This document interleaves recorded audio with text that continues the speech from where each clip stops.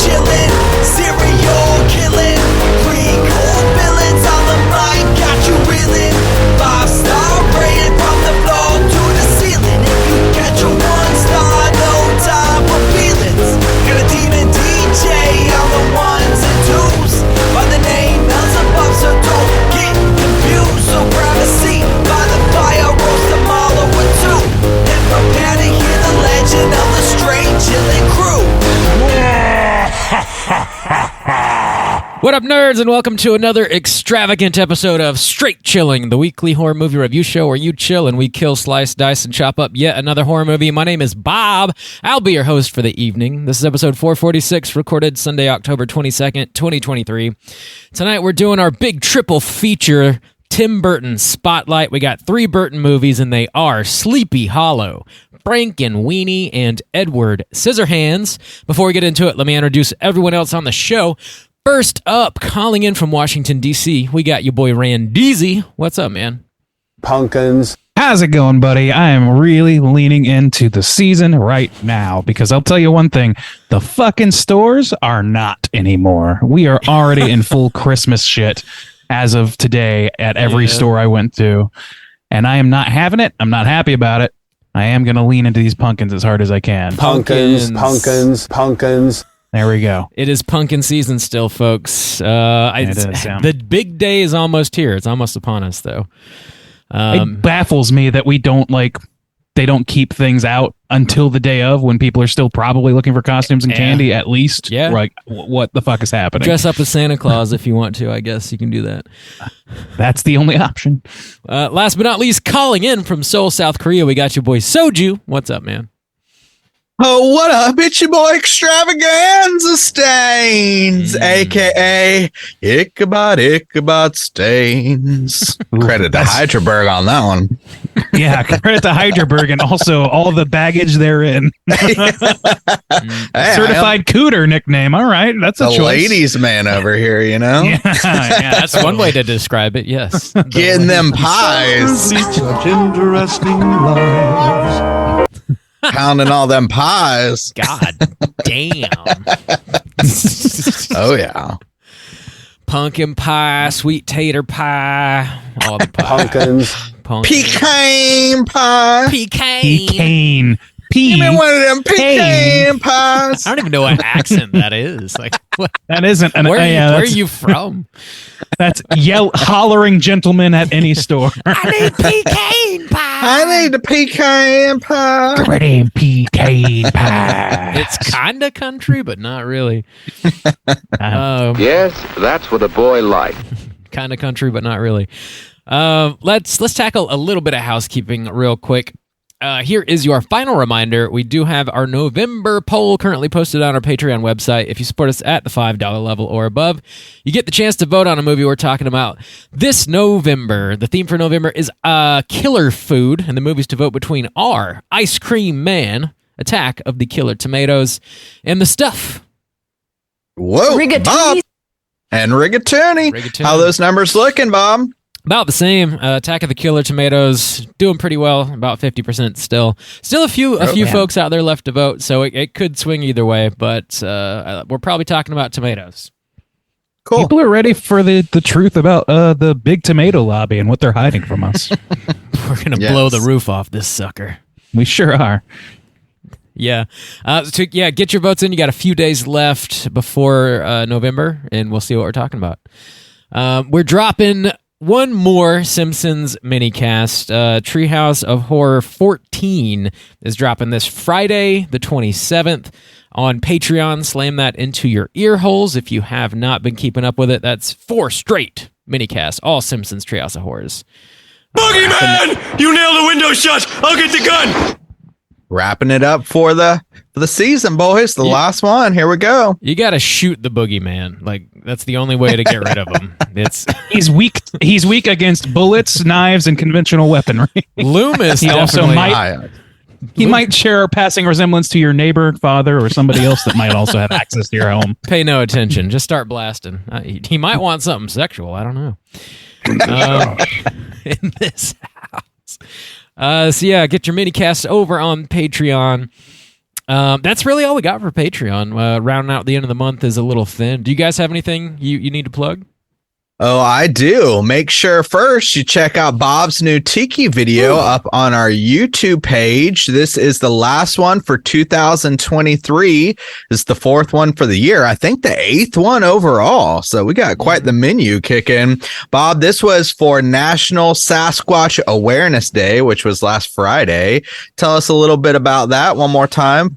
Yeah. Oh, God, yes. Come with me. Trying to spread the word. Make sure everybody's aware of the Sasquatch. Yeah, if you've never heard of Bigfoot, we're here to tell. Somehow haven't heard. He needs a street team, as we know. We're pounding the pavement for you. But yeah, this specific cocktail was inspired by our favorite Bigfoot documentary that we did an episode on a few years back, and it's free on YouTube. Bigfoot Monster Mystery, aka Drumming for Bigfoot. Watch it if you haven't. It's funny. It's hilarious. It's a good time. And the cocktail's inspired by that. So there's a lot of inside jokes in the video, and I may or may not do a little bit of drumming myself, trying to entertain Bigfoot, so to speak. Keeping an eye out for him. Yeah. He'll sneak up on you if you're not paying attention. In your garage. It's true. I think it's pretty clever how you double this video as your audition for the red jumpsuit apparatus. I think that's very cool and brave of you. Damn, throwback. Still trying to get in there after all these years. I need the kick, boys. It's mine now, baby. I'm coming for it. You weren't wearing the Jesus piece, so they didn't pick you up, My time has come. Yeah, check that out over on YouTube. Also, so this Saturday is the horror movie trivia that I will be hosting along with Sean from the Dark Side of Soul. We did this last year and we're doing it again. So it's going to be 3 rounds of horror trivia. There's going to be prizes and giveaways and games before that. So our trivia, the horror movie trivia starts at 6 and it's about 3 rounds. So maybe it'll go to about like 7 or 7:30. But before that, we're going to be playing Nightmare at the cafe. We're going to be playing D&D, Scooby-Doo style, all kind of different horror themed games. And so it's going to be a fun, spooky time. There's going to be some food specials, like I said, giveaways and prizes for the winners of trivia. So come hang out. That's going to be at the DCC Cafe here in the most thrilling experience of my whole life. Damn. Yes, you can find them on Instagram at their tag is the Dice Latte, and they have their address up there. So if you're in the Seoul area or in Korea, come hang out with us for this Halloween weekend. I'm super excited for it. It was a lot of fun last year. Nice. Very cool. Yeah. So I think that's all my... Oh, that's it. You got some? Randy, you got anything? Yeah, there's just one thing for me, which I've mentioned before. I am doing my Cabinet of Cursed Objects daily drawing. We are reaching the home stretch here. I don't know if I'll get to mention it one more time or not. I think I will, but this is the last promo for this thing that I've been doing. The cabinet's getting pretty full. We only got, filling that bad boy up. 3 days left from moment of recording, and it's filling up, and it's bittersweet because it also signifies the end of the season. So hop in there. You guys, we've been reposting some stuff on the Straight Chilling Slack, but I'm also at Andy Gaddis on Instagram, Threads, and Facebook. So look it up. Promo, self promo. Nice. Look at you go. Cool. I think the only thing left is to hear a word from our sponsors. Oh boy.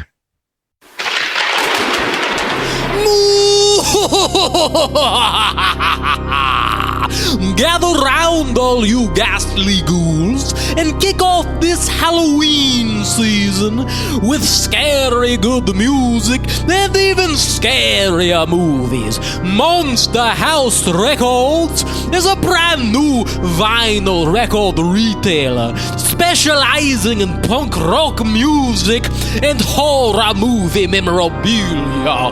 Located in the heart of Sanford, Florida, they boast a wide array of physical media, including vinyl records, cassette tapes, CDs, VHS, Laserdisc, and more.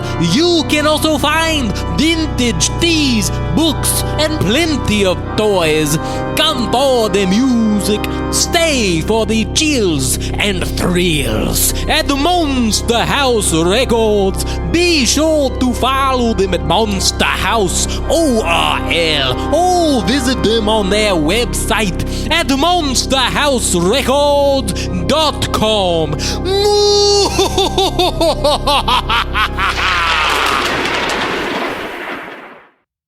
I can't believe we have to retire that. That's Man, just a the last shame. time. Man. I love watching man. Randy's reaction every week. It doesn't get old. Randy Please. loves that shit.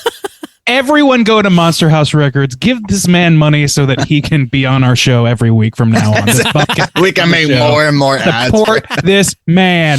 Support this show, or this. I'm sorry, this shop rather, to support this show. Thank you, Yeah. Monster House, for letting us. Yeah, thank you for supporting shit us for this you. spooky season. It's been awesome playing it for 2 months now. Yeah. Yeah. And if you want Dracula himself to give you all of the lip service you could possibly imagine, and then some, please hit us up at straightchillingpodcast@gmail.com for advertising opportunities. Yeah. Looking at There you, you go. Athletic Greens. I know what you do. Come get us. Dracula himself. We got the one, the only. Cool. Yeah, I think our house is clean. This house is clean. All right, let's get into the main event. We're kicking it off with Sleepy Hollow and starting with the back of the box. What's on the back of the box?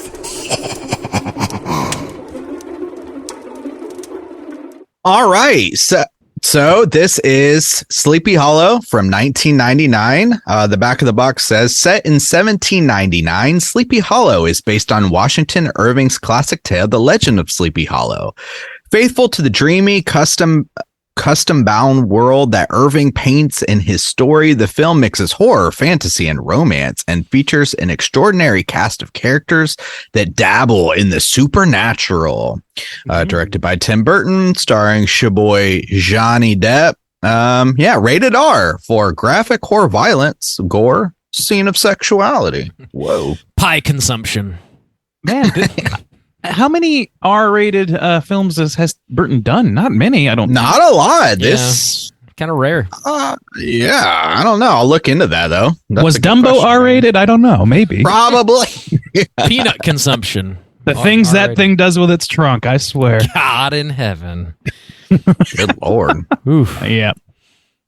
Uh, Yeah, I don't know. But it's a rare turn for them, for sure. Yeah. For him, rather. We've all seen this before, right? This isn't a first time watch for any of us.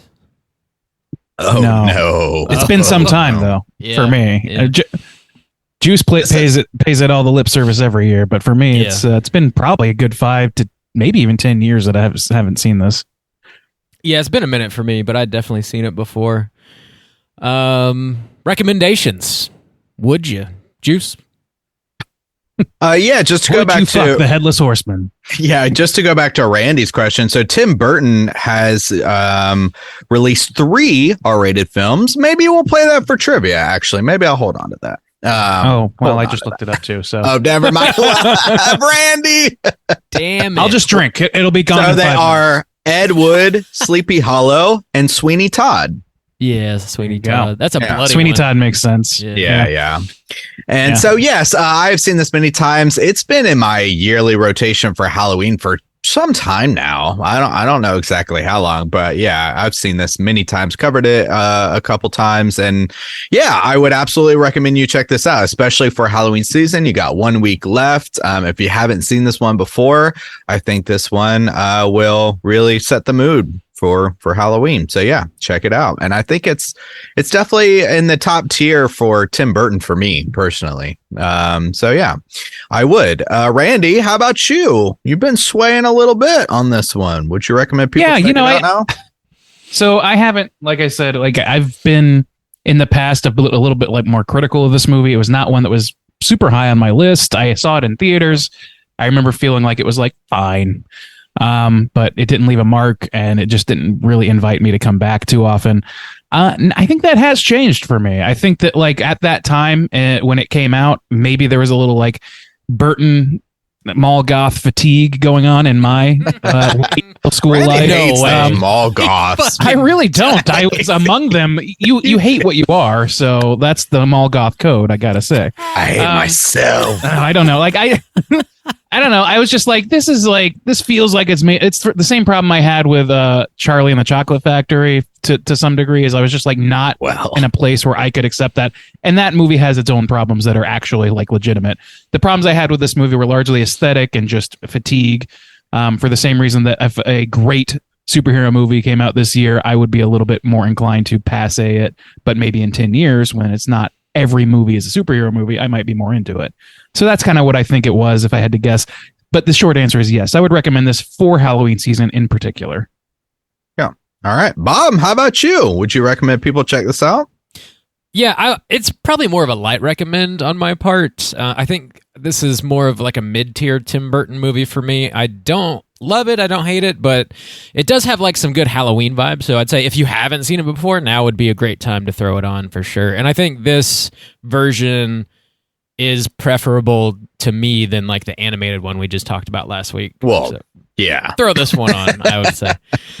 Yeah, sounds like a lick a butt crane. Lick a butt crane. Pretty solid recommendation, I would say, from the Straight Chilling crew. Yeah. Cool. Yeah. Firm. Solid. Just like that nose. Well, let's get into it. We are going to spoil the shit out of Sleepy Hollow, and here comes your warning.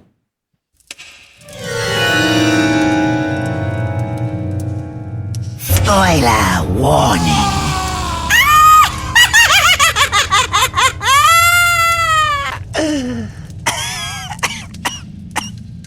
Juice, you got that plot synopsis this time. Boys, I did my best to make this somewhat succinct and not too long. So here we go. Yeah. In 1799, New York City police. New York City Police Constable Ichabod Crane is dispatched to Sleepy Hollow, which has been plagued by a series of brutal decapitations. So far, a wealthy father and son and a widow. Ichabod begins his investigation skeptical of the paranormal story of the Headless Horseman, a headless ghost who the townspeople blame for the murders. When a fourth victim is killed, Ichabod takes the victim's son, young Masbeth, under his wing. Ichabod and Masbeth exhumed the victims from a tip based on a tip. Learning that the widow died pregnant, Ichabod witnesses the horseman killing the town magistrate shortly after. He, young Masbeth, and Katrina, who is the daughter of the wealthiest man now in town, venture into the western woods where a witch living in a cave reveals the location of the horseman's grave at the Tree of the Dead. He digs up the horseman's grave and discovers that the skull has been taken. The horseman then kills the village midwife and her family, as well as Katrina's suitor Brom Bones, when he attempts to intervene. Ichabod and Masbeth visit Hardenbrook, who is the town notary, who reveals that the first victim, Peter von Garrett, had secretly married the widow, writing a new will that left his estate to her. Ichabod deduces that all the victims, except for Brom, are linked to this new will, and that the horseman's master is the person who would have otherwise inherited the estate. Baltus, who is, Katrina's father. Okay, here we go. Halfway there. Katrina, upon discovering this accusation, burns the evidence. Hardenbrook commits suicide, and there is a town meeting at the church. Then Baltus bursts into the assembly at the church, announcing that the horseman has killed his wife, Katrina's stepmother. The horseman attacks the church, but is unable to enter. In the chaos, the remaining elders kind of kill each other, and then the horseman is able to harpoon Baltus and ultimately decapitates him. Okay, initially concluding that Katrina controls the horseman, Ichabod discovers that her diagram, which he believes summoned the horseman, is really one of protection, and additionally finds a post-mortem wound on Lady Von Tassel's body. Lady Von Tassel, alive and well, then reveals herself to Katrina and explains her true heritage from a poor family evicted years ago by Van Garrett. when he favored Baltus and Katrina instead. She swore revenge upon that family and everyone who wronged her, pledging herself to Satan if he would raise the horsemen to avenge her, and also so she could claim the estate and everything. She then manipulated her way into the Van Tassel household. She used fear, blackmail, and lust to draw the other elders into her plot. She kills everybody. She kills everyone. Ichabod and Masbeth rush to the windmill as the horseman arrives. After an escape that destroys the windmill and the subsequent chase to the Tree of the Dead, Ichabod throws the horseman's skull to him, freed, and with his head restored, the horseman spares Katrina and attacks Lady Von Tassel, giving her a bloody kiss and returning to hell with her in tow, fulfilling the deal. His faith restored, Ichabod returns to New York with Katrina and young Masbeth just in time for the new century. I left out all of the stuff about Johnny Depp's mom. That's fair. You don't really need it. That's and a lot of other stuff too. Dude, that's people's names and my biggest complaint with this movie is like the plot is a little bloated. There's a it is little convoluted, a little much. Yeah. It could be pared down. This is like they want the mystery to hold until it becomes like a bit of a twist, clearly, and it does that. But it's largely a twist because you're like have no idea what direction to look. It's I don't know. A lot of mystery stories are that way, to so who, it's fine. But and you're like, oh, Yeah. okay, Right. well that's who. Okay, Well, gets the money. they do. Everybody has their motivations, but it's tough to keep track of who they are and what their motivations are. Yeah. So it's like a wash ultimately. Kind of, yeah. Yeah, like the faces are recognizable, but their status and their names are not. Like, And so, yeah, yeah, the when names they are try too to similar. yeah, when they try to set it up as a whodunit type of situation, but then no, it's the horseman, but then it's like, oh, someone controls the horseman. So it's kind of a little back and forth. But the weird thing about that to me is I agree. It's very convoluted and legit. As many times as I watch this, I always started off knowing like, yeah, she does it because she was poor and she was thrown out of her house. Mm-hmm. But ultimately, like anytime they like start talking about stuff, I'm always like, oh, what the widow and the baby and it does. But the crazy thing about it is one of the things is last week we were critiquing the cartoon, and so I was interested to look into what the book was actually based on, because we were like, oh, I feel like there should be some more richness to this character or something. But the book pretty much plays out a lot like the cartoon does, where Ichabod's kind of a scummy guy. He's competing with Brom for Katrina, and then it ultimately ends still on that kind of ambiguous note of, did Brom do it? Is Ichabod alive? Is he dead? It's kind of like this more ghost story. And really the only thing I saw that was really kind of different about it or deeper was that this town was more supernatural. Like the Headless Horseman was just one tale that everybody told in this town, and they were used to like witches in the woods and that kind of stuff.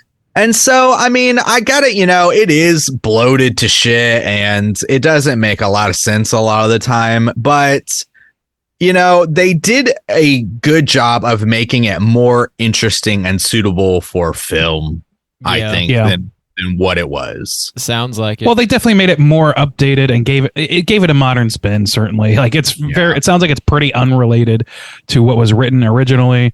And, ultimately that's fine, because I don't know how you necessarily fill up a whole movie with that and maintain the level, the pacing and the sort of like action scenes and all that stuff that Tim Burton's clearly going for here and he's using. So like, I don't know, it props those things up. And the thing about Burton that I've realized in doing this whole affair for this year is like his aesthetics, they can help you forgive a lot. Like he's got such a unique visual style, and like even like his associations with Elfman and things like that, they bring such a unique flavor to things that makes it so singular that even if he's telling a story you've heard 100 times, it feels unique anyway. And I think that's partly what's going on here.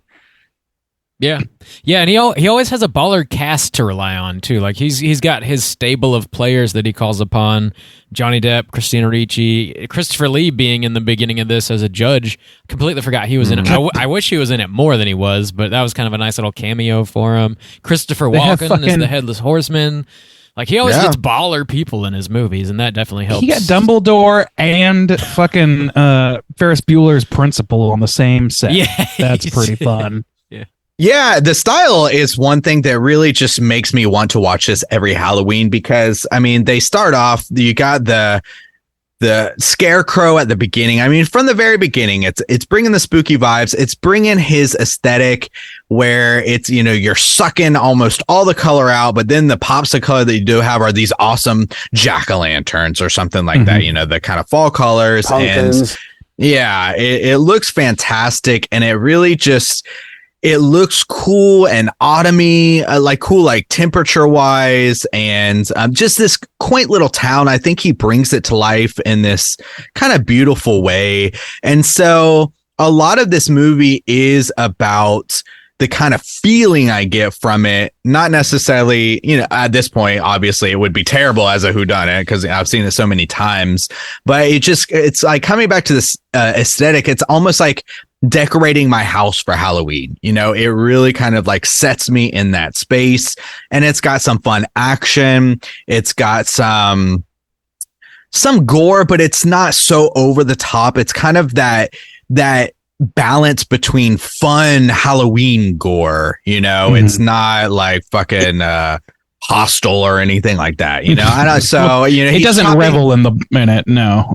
Yeah, he's like chopping into a tree, and the tree is bleeding, and it spurts on him and stuff like that. Yeah, I love it. It's like the best set piece in the movie. Yeah. I'll say this about the aesthetics: to one piece to its detriment is that it kind of falls into that like overly color graded thing that was happening at that time for a long time, and I just don't like. It's overly blue for a lot of the movie, and I feel like it would maximize what I like about this movie if it had a lot more scenes that were like true like autumn oranges and yellows and things like that. Like I could have used a little bit broader of a color palette for this movie for at least the times where we're not being haunted.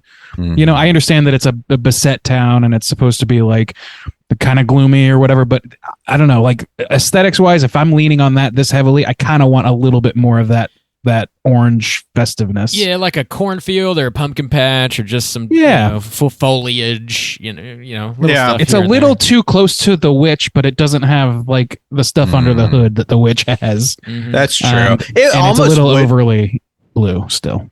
It would be cool, honestly, if he was like, if he showed maybe more traveling scenes, because you do get that scene where the guy's running away. He runs through the pumpkin patch. You have the scarecrow with the pumpkin and stuff like that. Yeah. It almost would be kind of cool if you showed a few more scenes of Ichabod maybe traveling into town, and it does have that color aesthetic. And then you get into the town and he goes to his like zap everything out almost, you know, black. That would be pretty cool. Yeah. That would have been cool. What if somebody lives a town over and he has to make a trip over to whatever, Johnstown or Christmas whatever next town. door, and it's significant. Yeah, Christmas town. Why not?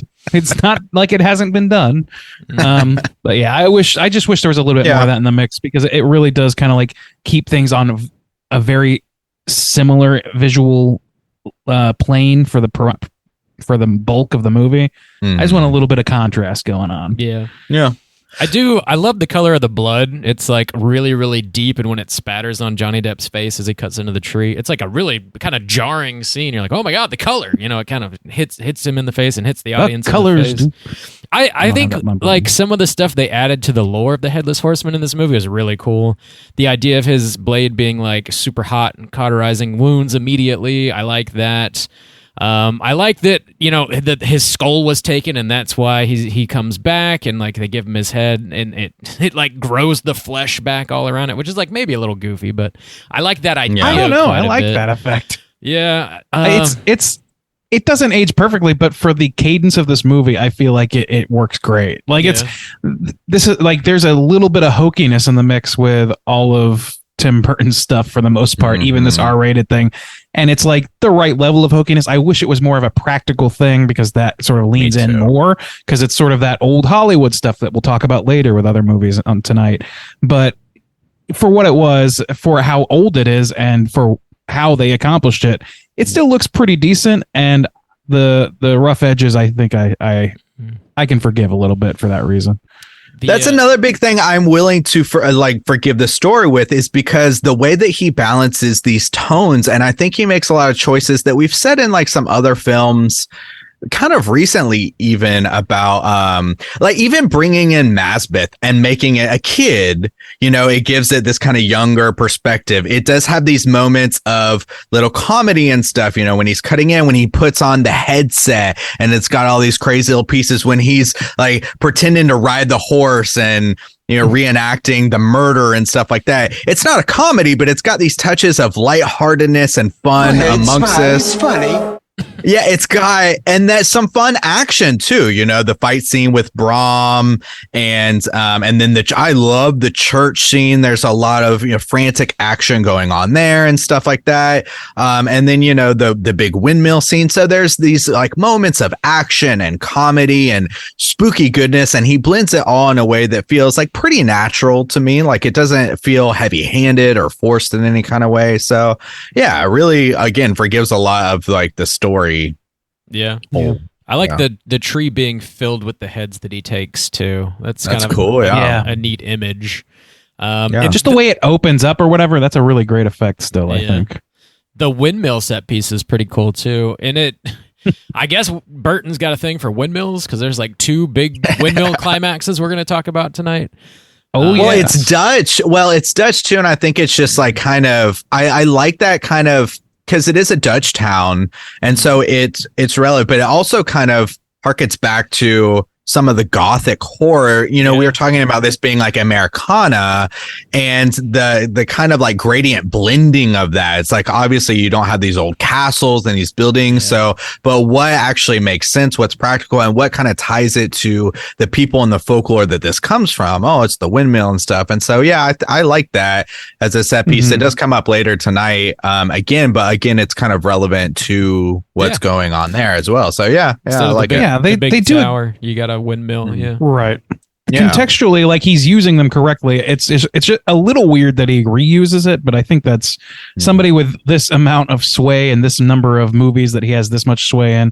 I think you're bound to see some repeat stuff. We see repeat stuff in like all kinds of film. Like look at Scorsese's work. He does great work and continue to do great work, but there's a lot of reckoning or a lot of similarities between his current stuff, his old stuff, whatever, over and over again. Yeah, he just like finds a new angle on it, finds a new way of doing it, and makes it feel enough unique to make it work. And that's what Burton's doing. So like, good on him for that, I think. Yeah, I don't know. I guess it's a little bit of, it's just a little strange, like on its face, like, oh, he's like multiple movies from this one triple feature have ended in a very similar tableau. It's just a little strange if you don't think about it that way. Well, I like to, other aesthetic pieces that he uses to talk about how it kind of fits in with the time. I love the scene where the kid is in his room and he has that little spinning lantern and it's got the witches on it, and it like puts the reflections on the wall, or what, not reflections, or what, like the shadows or what, on the wall. That's really cool. Just, it doesn't do anything other than just set this aesthetic set piece for what might be probable for the time, maybe, but it's cool. I like those little touches. It really brings a lot of feeling to the film for me. So yeah, I agree. I'll say this, like, as far as like the performances go, everybody's kind of like either chewing up the scenery or not making much of an impact. And as much as I love Christina Ricci, I'm not getting a lot out of her in this one. It's kind of hard for me to understand where she's coming from a lot of time, even though when I look back on it, it's pretty basic what her whole deal is. Like, there's not a whole lot of like deep thinking that needs to go into it. And I don't know if that's a portrayal issue. I don't know if that's a writing issue. My inclination is to think it's writing, because I've seen her doing fabulous things in other movies. And we've already talked about how this is a little bit of convoluted plot. So I just think that it makes it hard for me to like focus on what she's doing or why she cares about Ichabod at some points and things like that. Like, what? I don't know. It's just a little bit hard for me to follow her specifically, and she's such a pivotal character in this movie that it makes the focus that much harder overall. That's one thing, and I have to kind of like, I'm gonna go a little kind of soft on it, forgive it a little bit in some fashions because of what we brought up before. But I will mention too that there are, I'll mention in trivia, there are some scenes that were cut that might have made some of this make a little bit more sense and how they were connecting things. I think they're kind of right to cut it because this doesn't need to be longer. We don't need more story, but it might have made some things make more sense and other characters might have been fleshed out a little bit more and things like that. Yeah. But one thing I will say is that what they could have done, kind of my main point was the Johnny Depp's mom things going on. I get what they're trying to do because as we said last time, Ichabod Crane in the original story, he's a dog. He's not a character you want to follow. And so when you're trying to when you're trying to rewrite this and give you a character that you want to follow along with, give you a kind of hero-esque character, then, you need to do something. So I understand the idea of like he's very practical man and where he came from and his scars. Yeah. So and not superstition and and finding that balance between them and falling in love with a woman who is like very superstitious and more kind of religious in a way. And but like the scenes, I never really liked those scenes. They just feel kind of forced, to be honest. They I don't know, they don't feel smooth to me. Yeah, it's a little jarring. It's not very sorry Bob, go ahead. Yeah, I agree. The dream sequences are just a little jarring and they don't seem to fit the vibe of this movie, but they're like cherry blossoms. They switch the kind of aesthetic and it's even more pale. And I think it's just hard to parse is the issue I have with it. Like, I understand wanting to add depth to your main character. I mean, that makes perfect sense. But like in abs, like you said, you don't want this to be much longer, and they're still treating all these other characters like full characters, even though we don't see some of that connective tissue. And then when you get to Depp, it's like all that is kind of like jumbling up a little bit. I honest to God, like I had a hard time understanding if this was a memory, if this is just a dream, if this is a premonition of somebody else. It took me some figuring out to even know who I'm looking at, and like that's bound to happen at some point or another, but that happens a lot in this movie. It happens through multiple flashbacks. I'm like, wait, was I right the first time? And I don't remember the exact specifics of what like threw me, but like there's a lot of little things, little details that don't need to be there that are throwing me in these things. And I feel like if they approach this a different way, it could have been avoided. It could have been a couple lines of dialogue about his mother. It could have been a couple and I don't know, all that together. The main reason I was able to really follow this lead character and understand where he's coming from is because it's largely the same stand-in character that Tim Burton writes in all of his movies. He's the somewhat naive outsider who prioritizes higher levels of thinking and science and those sorts of things, and has a hard time grappling with other things. Also has a hard time socially. Like he's an outsider, a brilliant outsider. That's the trope that Tim plays with. So I kind of just knew where I was with him from the start. Yeah. Brilliant. Yeah. So like his father in the dream sequences, eventually, if I recall correctly, his father basically kills his mom because she's dabbling in some like pagan type stuff. So like in order to save her soul, he like kills her, and I guess maybe that's what turned him off. There's gonna be some hell to pay here. Turned him off religion and maybe more towards science and whatnot. So like I don't know if you need all that necessarily, but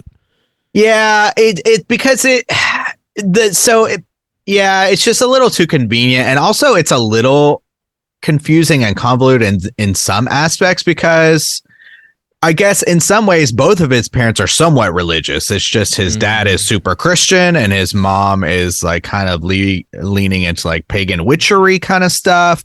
And then he comes to this town and they're kind of the same way, which is an interesting aspect to pull from. I like that he pulls from these towns and these areas of like they're supernatural, because we don't get it necessarily as much in America anymore, maybe in some like more rural remote places, but still in Korea there's this kind of balance between like old kind of rituals that you do or old traditional things that are based in like picking out roots and all these things, but then people will be like, oh, I'm a Christian, and so like that balance between pagan symbols and stuff like that and being like, oh, Jesus Christ, so I like the idea of it, but yeah, it's just not smoothly done. I don't think in this. It's a Rocky movie, ultimately, is what I come down to. I don't know. I don't want to pre-wrap it up, though. Well, no. So for this, a lot of it comes down to the aesthetic and the feeling. And there's like some really great scenes that I love. And again, it comes back to these beats of being able to hit like some comment. What gets me through this convoluted story where they like hang a lot of their hat on a little bit, but it's just like, is those beats. Like I said, you know, he's telling this tale, but he's acting really goofy. He's acting like he's riding a horse. He puts on this crazy headpiece or whatever. He's talking about his instruments. Or then, you know, like you get this fight scene with Brom, which again, I thought was cool. This balance of action going on here. Again, I think my absolute favorite scene is the church scene. There's just like so much shit going on. And the way that the Headless Horseman is like not able to come into the church, it kind of goes back to old traditional kind of folklore stuff going on with Christianity. And he spears him through the thing and rips him through the window and like cuts his head off because it seems very violent and gory, but it's not. And it just feels like the perfect balance of everything for me to kind of get those scenes to that heightened level. And I don't know. It's very like well crafted in my opinion. Yeah, I agree. That church scene is badass. I kind of wish they had more big set pieces like that and a little less like got to find out who, you know, is stabbing who in the back and who's actually related to who and who was killed. And a little more action, I guess. But yeah, that church scene's great. I'm kind of two minds about it because like on one hand, I do like those action scenes. And I do think that some of the plot is over bloated. But I think there's a way to tell this story with maybe a little bit pared down plot and still kind of like maintaining the same balance of action to like, you know, investigative stuff going on. That is interesting enough that I just feel like there's a way to sort of include that mystery and that investigation stuff to where it is not so bloated or overdone or anything to where it is additive rather than subtractive, because right now that's the biggest subtraction to the movie for me is it presents a mystery. It clearly like wants you to follow along with that mystery, but it's hard to do so because the writing is over bloated, I think, or is not connecting well enough. They need to trim everything down before they put it on film so that they're not trimming out things that explain other things. And then you all of a sudden, all that aesthetic suddenly like amps up times a billion. Mm-hmm. I think that honestly, if it wasn't for this being like a good Halloween movie, like that helps me forgive a lot. A good Halloween aesthetic and a really unique aesthetic like Tim Burton's just accelerates that. And that's what makes this a better movie than I remember it being and one worth rewatching. And not really anything else. Your boy Tim Burton just got clocked by Randy. Sure, yeah. Look, I'm going to tell this world-famous director about his aesthetic, and he's going to listen. He's going to hear me. He will if he knows what's good for him. Tim Burton. Yeah, cool. Any other major points you guys want to touch on? It sounds like we're kind of wrapping it up. Yeah. What did y'all think? I've always kind of gone back and forth on this. What did y'all think about Walken as the Headless Horseman? It's a lot, man. I don't like his teeth. I wish they hadn't done the teeth. Yeah. I really like the teeth. I think. It's fun. Wow. Yeah, I like that. I don't know. I like Walken. I think the whole thing works really nicely. Like he's a bit of a scary presence as an actor. Like he gives off a scary presence. I think it's a perfectly reasonable choice to make. It's a little distracting just because he is such a celebrity, but so is like half the cast of this movie. Sure. I'm just not too bothered by that. And I do like the pointed teeth. Excuse me. Maybe that's partially because I was such a fan of like the idea of people in that era, like filing down their teeth to points. I remember hearing about that in like Gangs of New York. That was a big thing. One of their characters in that did that. And I was like I was like, oh man, that's so fucking hardcore. Back when like dentistry was nothing. Basically, dentistry was just that is hardcore.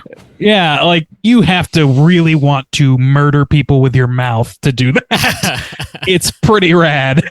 That's a good call. Gangs of New York, because maybe that was more of a cultural thing at the time. I'm glad to hear you be positive. It might not be, but I'm glad to hear you be positive because I'm always on the fence because it's that thing where it's is it too campy? Is it too over the top? I'm kind of having fun, but I'm also kind of being like, yeah. Also, to go back to that, one thing I do really like. So there's a couple scenes where I'm always kind of on the fence about the Christopher Walken with the teeth, especially when he's looking down at her and when he's acting so over the like, rah, rah, he's fighting people off. That one, the witch scene where, her face goes crazy and shit like that. Yeah. But then there's another one that's very similar that I absolutely love, and I'm glad it's in there. And it's the one where they reenact the prank that Brom plays. Oh yeah, that is good. The jack-o'-lantern is soaring. Oh yes, scenes, whatever. Yeah. So I'm always kind of on that fence about of like this. Yeah, this is campy. This is a little silly, but it's so fun to me. So I'm glad to hear campy is the right. Yeah, campy's the right tone for a Tim Burton horror. Like, I mean, I know he's going for a more R-rated horror. That's clearly what he wants. It wants it to be just a little bit more adult, not have to worry about pleasing the kids so much, and he gets that. But like, it's still Tim Burton's flavor, and his flavor is like it's like goopy, gross candy. It's like like. I don't know. Like at its best, at its absolute best, it's got like some really like moving things that happen at his best work, but like when he's just like banging it through and like making his movie or whatever, when it's doing well and not like touching the emotions so much, it is a campy affair. He brings the campiness and makes it at its best emotional, at least entertaining. I mean, Edgar Wright does similar things. Like there's a lot of my favorite directors will play with campiness, and I like that. It's just that like if you're doing it, it has to be consistent with the rest of your work that you're doing on that project, and it is consistent to me. Like there's nothing about this movie that makes me want to take it super seriously. Not really. Yeah. I'm gonna cut off your head and stick it in my tree.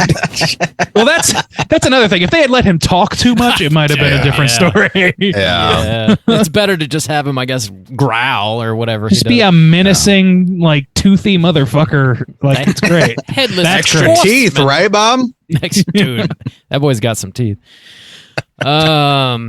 Yeah, cool. Let's go ahead and rate it. Let's go ahead and do it. Out of 5, Juice. This is your movie. This is the one you're leading. How do you feel? Kick us off. Yeah, I'm just going to go down, since I've talked about, I'm going to go down kind of my list that I made of the positives and negatives. The kid's voice with the haunting music is great at the beginning, like the opening kind of credit music. Again, Elfmang. Oh, I think Elfmang does a great job here. We didn't really talk about Elfmang, but it's not as iconic, as some as the other ones, but it's still really great music going on here.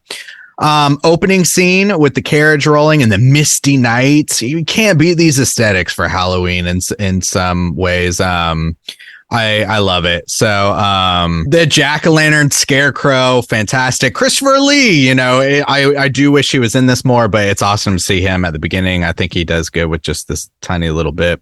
One thing that I do like here is, we see Johnny Depp a lot more in Tim Burton films, and both of them kind of go off the rails in a similar, they go off the rails together, I guess, because, but one thing I like is this is Johnny Depp, the reserved acting. This is not Charlie and the Chocolate Factory. Let me try something really over the top and crazy. I like this more reserved. The character's supposed to be more reserved, but I like this kind of more reserved Johnny Depp acting. I think once he hit Pirates and it became this big thing to have, Jack Sparrow, and he went way over the top. I think he just kept doing those kind of things. Like, let me just go way over the top. I got to make these iconic characters every time. And I like it more pared down. It's much better in my opinion. I love the little village design.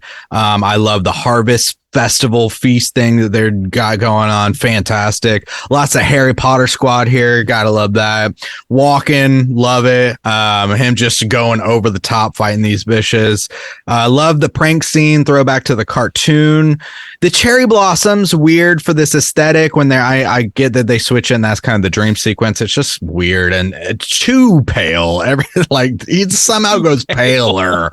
He goes even paler. I don't know how. Story story way too convoluted. The tree is amazing. Love how it bleeds. Love the lantern that spins. Love the church scene. Love the windmill scene. Yeah, what this comes down to is like, I only watch this for Halloween. I watch it to get me in the mood for it, but I do think it's perfect for that. I love it for that, and a lot of the feelings and aesthetics that it gives mask a lot of the obvious problems that it has, mostly in the form of the story. The acting is fine. It's not amazing, but it doesn't bother me in any kind of way. Overall, I really like this movie, and I'm going to give it a 4 out of 5. 4 out of 5 from Juice. Not bad. Yeah. Man. Damn. Rob, out of 5. Sleepy Hollow. Hey, what you giving it? Yeah, I mostly like dig the vibe of this. If you don't get like too bogged down in the plot and just kind of like let it wash over you, I think you'll probably have a bit of a better time with it. The scenes with the Headless Horseman are great. That spooky scarecrow at the beginning is great. The flaming jack-o'-lantern is fantastic. The church, the tree, the added lore to the Headless Horseman, all that's great. The score is great. I think it overall is just too bloated and it feels too long. I wish they would pare down the plot a little bit and maybe throw in another, I don't know, like 1 or 2 action sequences just to kind of like fluff it up a little more. And I think I'd probably get more enjoyment out of it. I don't think it's a bad movie at all, though. It's far from Tim Burton's worst movie, and it does like kind of deliver on the Halloween vibe. So I think it's something worth checking out around Halloween time for sure. So I'm gonna come in with a 3 out of 5 on this one. I think. Ray and Deezy, what about you? Yeah, I don't know. I like this movie. We talked about this, like about how like I kind of had a change of heart on this, but it's not a complete change of heart. I largely have some of the same problems that you guys mentioned. I feel like this, like the biggest thing this movie has a problem with is just having too much plot in the way of the story, as Joe Bob would say, just too much going on, and not the characters aren't defined well enough to really support that, and the performances by and large are fine, but they're like it's just hard to keep track of who's doing what, who wants what, and like that's fine for if you're just doing a straight mystery, but this is also an action horror movie. It just kind of tries to do too many things maybe, and it needs to like focus in a little bit. I do think that the aesthetic is strong, and it's like that's the main thing that makes me want to forgive a lot of the sins of this movie. But even within that, like I said earlier, this is like reaching the point in Burton's career where he was starting to be overly reliant on CG and like special effects and things like that to do like really like large scale conceptual things. Like he did a lot of like conceptual things in like Beetlejuice or whatever, but it was all practically done, so it all happened in a room and it felt like you were in a room watching this happen. There are parts of this movie where it feels like more like a Fast and the Furious movie than it does like Beetlejuice. And I think that's where it falls off for me. That's probably what turned me off to it in the first place, is like a little too much of that. And, I just don't love that as much. I think that if this movie didn't have these strong spooky vibes and didn't have enough of that Tim Burton vibe, that it wouldn't be a movie I would want to go back to at all. I think it really relies on those things. So with that in mind, I think for me, overall, I like this movie. I would rewatch it. I don't think I would ever watch it outside of the season. So for me, that puts it right with Bob's, I think, at about a 3. It's better than medium, but it's nowhere near piping hot for me. Cool. With Randy's 3, that's going to put our aggregate at a 3.3 repeating, of course. Let's go ahead and jump over into our Rotten Tomatoes segment, see what the critics and users think about Sleepy Hollow. Certified dead. Juice, why don't you handle this one? All right, so we're going to play Rotten Tomatoes. We're each going to handle our own movies. I'm taking care of all Sleepy Hollow today. So again, this is released in 1999, horror hour and 45 minutes. Out of the critics we have 126. So starting with the critics, I'll let Randy go first. Randu, what do you think? Ooh. time for me to really earn my keep. 126, you said? Yep. I mean, it's always a guess, I'm sure, but let's say I feel like the time this came out, people probably did have a little Burton fatigue. I don't know that was just me, but it might have been. I'm just going to go with that as my marching order here, and I'm going to say 70%. Okay. Robert. I think that's a fair guess. I don't think this is going to be a critical darling necessarily. I don't know that Tim Burton often is, really. But I don't think they're going to hate it. I'll take the under on this one with a 69, please. Whoa, well, boys. Wow. We do have a ringy-ding. So. Oh, shit. Oh, boy. Is it the fun ringy-ding or is it the boring ringy-dingy? Bob, give it up for Randu. The answer 70. Ringy-ding Randu. You dog setting me up. Bob, you lost. All right. Nice. Good for me. I am validating my existence as the Rotten Tomatoes guy. Game Master Randy. You need your spring sound, Randy. Oh, I don't have that. Keep that tongue in your mouth, Juice. Damn. Oh my God. In the file. All right, let's go over to the audience score. This was back in the day, so we have over 250,000 ratings clocking in here. Bob, you get a chance at the bite of the apple first. Give me that apple. I'm bobbing for it. Yeah, you are. This is So plump, so right. probably higher than the critics. Maybe. Folks seem to like Tim Burton, you know. They seem to be about. You're really thinking like a movie executive now. Yeah, let's give him $25 billion to make a Dumbo recreation. $25 billion. I'll go a little higher on this one, I guess, with just 75. Take 75. 75 and Randu. Yeah, I think that's fair. I think that a lot of people feel the way Justin does about this, even if it's not like everyone's favorite. I don't think I'd be shocked if it was more than a handful of people's favorite Burton movie, even. But seasonally speaking, there's been a lot of time for this one to kind of grow in its cult status, or at least among the people who like it. What'd you say, Bob? 75? I'll do the over. I'll do 76. Okay. Whoa, we got some $1 boys over here. Well, I was hoping for That's a double. what they call me. I was hoping for a ringy-ding, but unfortunately this time we didn't get it. But Randu is going to sweep the board. It is 80% right. Man of the people, Soju over here. Randy won the game, but the real winner is Justin, and he wants everybody to know that. Even when Justin loses, Justin's the winner. I'm always winning, baby. But Randy, congratulations, sweeping the board. Good job, Randy. Better job, Justin. All right. But overall, best job. Way to read those numbers, guy. You really got that. Nailed it. All right. Well, we got a little bit of trivia. Oh, well, hang on.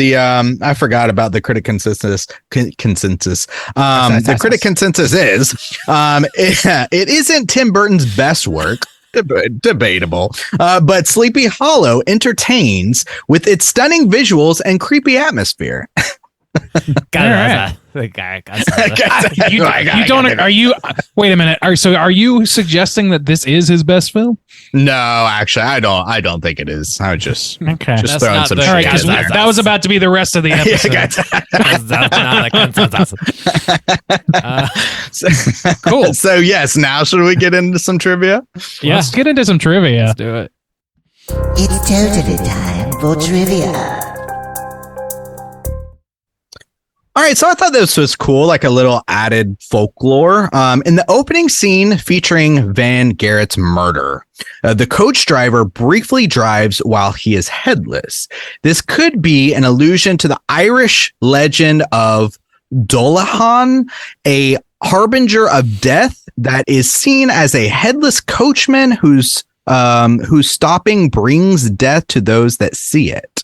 Van Garrett dies moments after seeing the coachman. Cool. So maybe that's, like I said, in the book, there's supposed to be some other kind of supernatural aspects of this town. You know, everybody's kind of scared of something, or they're all superstitious about. So maybe that is mentioned, and he threw that in there. I'm not sure, badass. But I like that. That is pretty cool. Yeah, it reminds me that I don't know if this was like a. Did either of you guys watch Buster Scruggs, the Ballad of Buster Scruggs? I did not. Brothers I movie? don't think so. Oh, okay. Well, I just won't bring it up because I think it might be spoilery. Go ahead. All right. In order to escape the Headless Horseman, Ichabod sets fire to the windmill. Instead of simply burning down, the windmill explodes in a huge fireball. Yeah. This is actually Fast and like Furious. real, though. This is actually real. So this would be due to a dust explosion, which is when a fine powder suspended in the air like flour is ignited. And actually, in fact, flour, it is more combustible pound for pound than gunpowder. And that actually is something that you have to take extreme precautions against if you like deal with like storing a large amount of flour and stuff like that. So Why don't people use flour for guns then? Dude, I don't It's know. Maybe too it's more effective. efficient. We ain't scientists. I don't. I think So that's anyways, clear. so it says in the US alone, there have been nearly 100 people killed as the result of dust explosions in flour mills. Damn, So there dude. you go. In the last month alone. No, just Yeah, it's an epidemic. um, The kids are calling it windmilling, and it's sweeping the nation. Oh God. Okay. One of the scenes I was kind of referencing earlier about being cut out was the role of the Witch of the Western Woods was originally much larger than in the finished movie. There was some extra dialogue where where I guess Ichabod and Katrina talk about it more. Ichabod actually finds her beheaded body, and there's some clues about the necklace she was wearing, and then he notices that her wound is not like the fire cauterized or anything. So he's like, oh, a human did this. So there's more deducing going on and stuff like that. So that's one of the scenes where, I guess there's more kind of clue stuff going on. Truly, you have a dizzying intellect. Yes. Now the body count in this, I want you boys to try to guess. What do you think the body count in this is? On screen? I guess it just says body count. Okay, all right, body count. So, whenever you're ready, anyone can go first. I'll say 8. Okay, Bob. I'll say 10. Redemption for Bob. Not a ding-a-ling, wow. but it says body count 19. 19. Big old doinks. Well, also too, not necessarily all the Headless Horsemen, because the servant girl is killed. In the church, that one dude is killed. They hit him in the head with the cross. If you count, maybe they're counting the baby. I don't know. The kid, the family of 3. We didn't also talk about that kid getting killed. They do it off screen, but that was pretty intense. That's fucked up. So yeah, I don't know. I guess 19. Yeah. Doinks. You know what they say. Damn, 2 more. Tim Burton. Time Borton. I said Borton. My boy. So I said to my boy Tim- Time Borton. I said, "What's up, Time?" Time Borton stated in the DVD commentary that he dislikes it when children are always spared from danger in horror movies, which is not the case in this movie. Yeah, one victim is beheaded while it's in its mother's womb, and a young boy is dragged out of the cellar by the horseman and is beheaded, even though it's off screen. Finally, the scarecrow at the beginning, when Van Garrett gets beheaded, is the opening pumpkin and scarecrow from The Nightmare Before Christmas from 1993, which Time Borton wrote. My boy Borton. Pumpkins. My boy Time. This is my son. His name's Time. Never Time enough. Borton. Never enough bothered. Time Borton. Oh boy. Wow. All right. Well, I'm done with hosting. See you move on fuckers to our next year. Peace out. Cool. But no, yeah. All right. Let's head into the next movie. Yeah. Movie number 2, we're talking about Frankenweenie, and we are kicking it off with the back of the box. What's on the back of the box?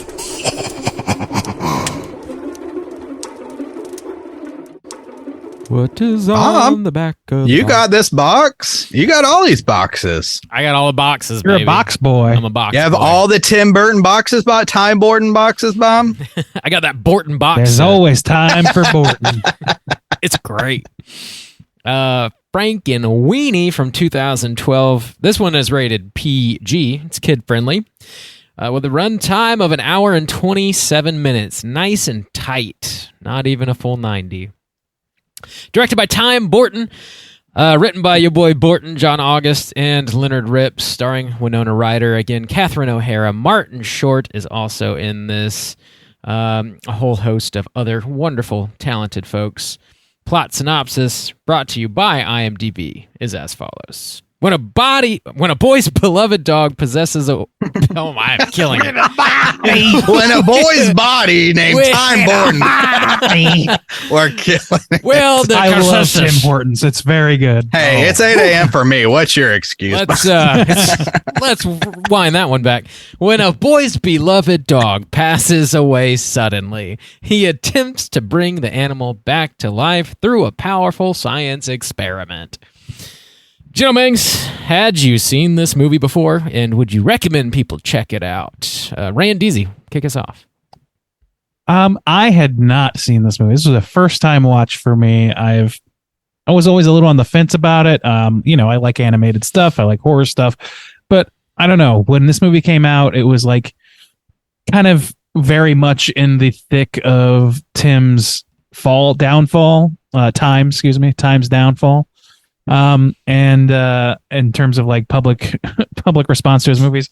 And so I was always a little trepidatious about it. I didn't not want to see it. I just never cared to actually press play on it. What would I recommend? I would recommend specifically if you have kids largely, that want to get into spooky stuff. It's a nice soft way in for spooky stuff for kids.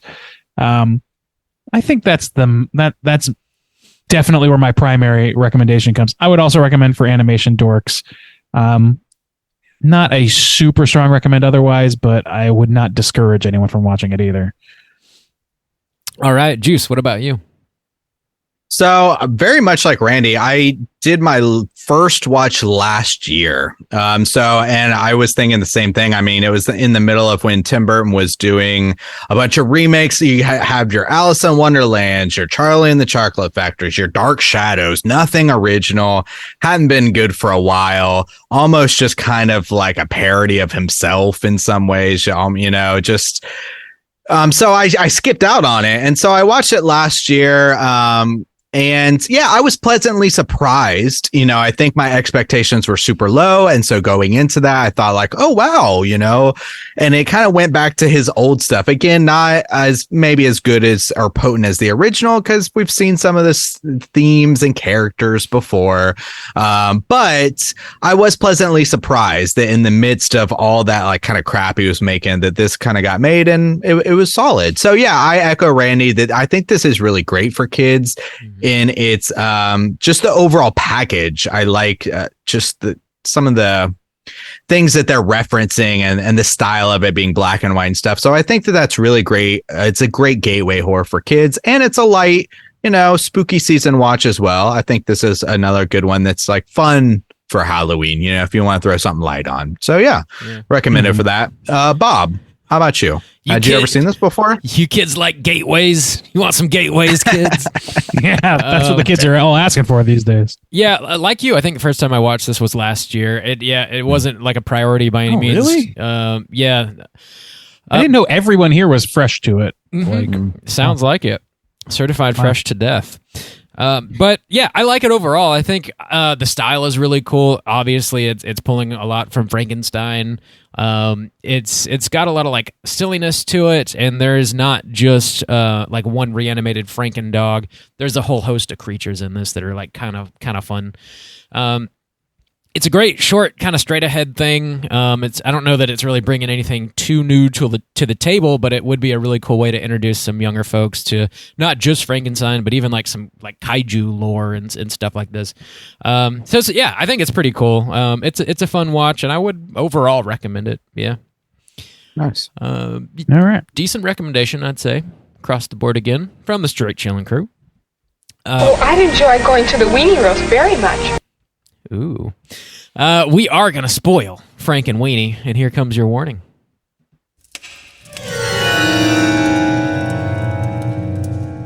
Spoiler warning.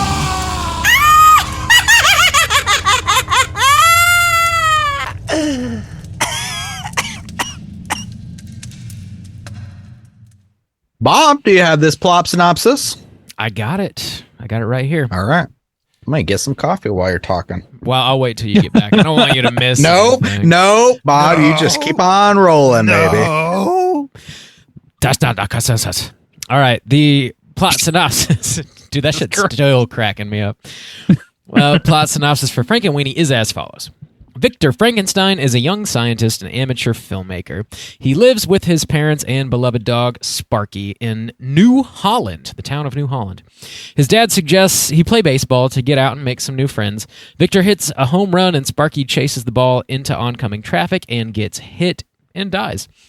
Inspired by his new science teacher, Victor redirects his dead dog and reanimates him with a bolt of lightning in his homemade lab.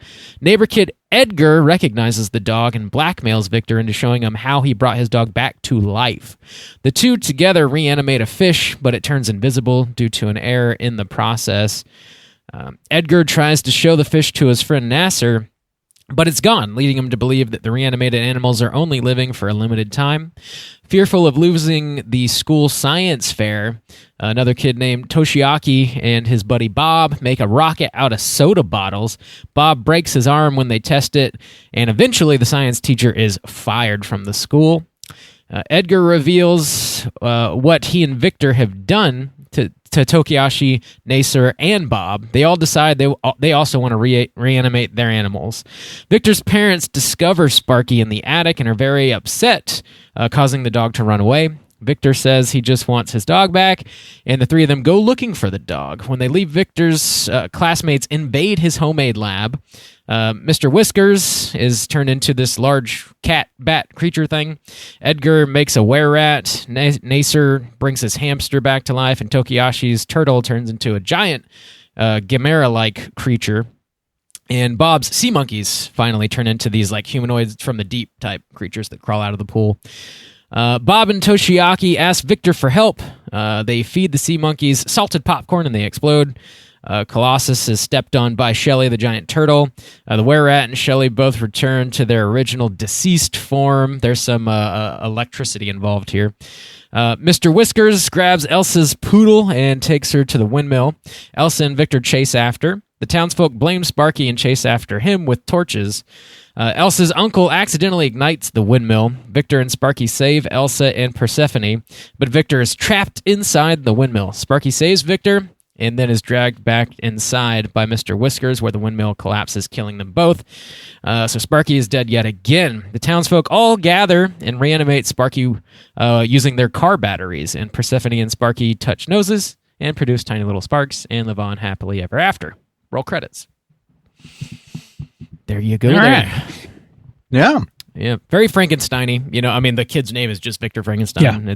It's Victor Frankenstein. And Yeah. then the little the little dog next door, like when she gets like sparked by Sparky, like her hair turns into like the Bride of Frankenstein kind of hair. Mm-hmm. So it's really bringing in a lot of these influences from the Universal monster movies, which is kind of cool to see. The Igor character is basically in this as well.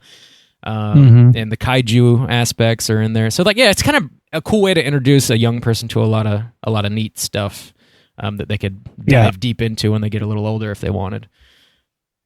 For sure. How do you feel?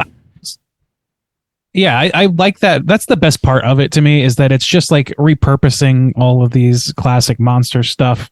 And it feels like a love letter to those things more than it feels like just about anything else.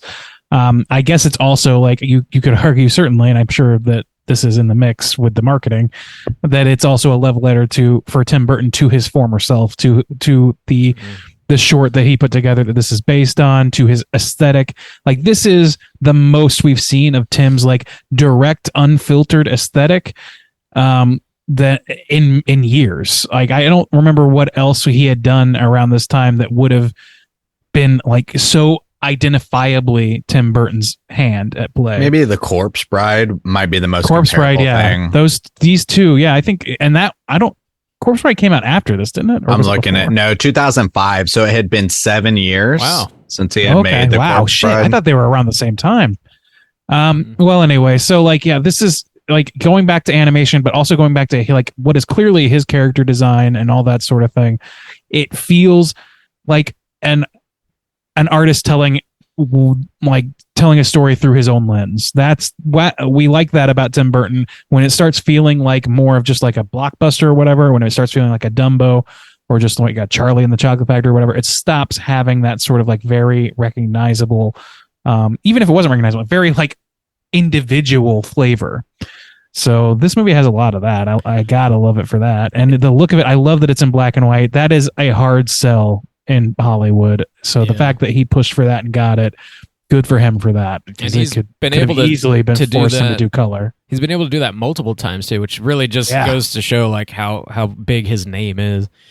Another thing this movie sort of like pays homage to is like those old stop motion Christmas shorts that we'd all watched as a kid, with the Rankin Bass stuff.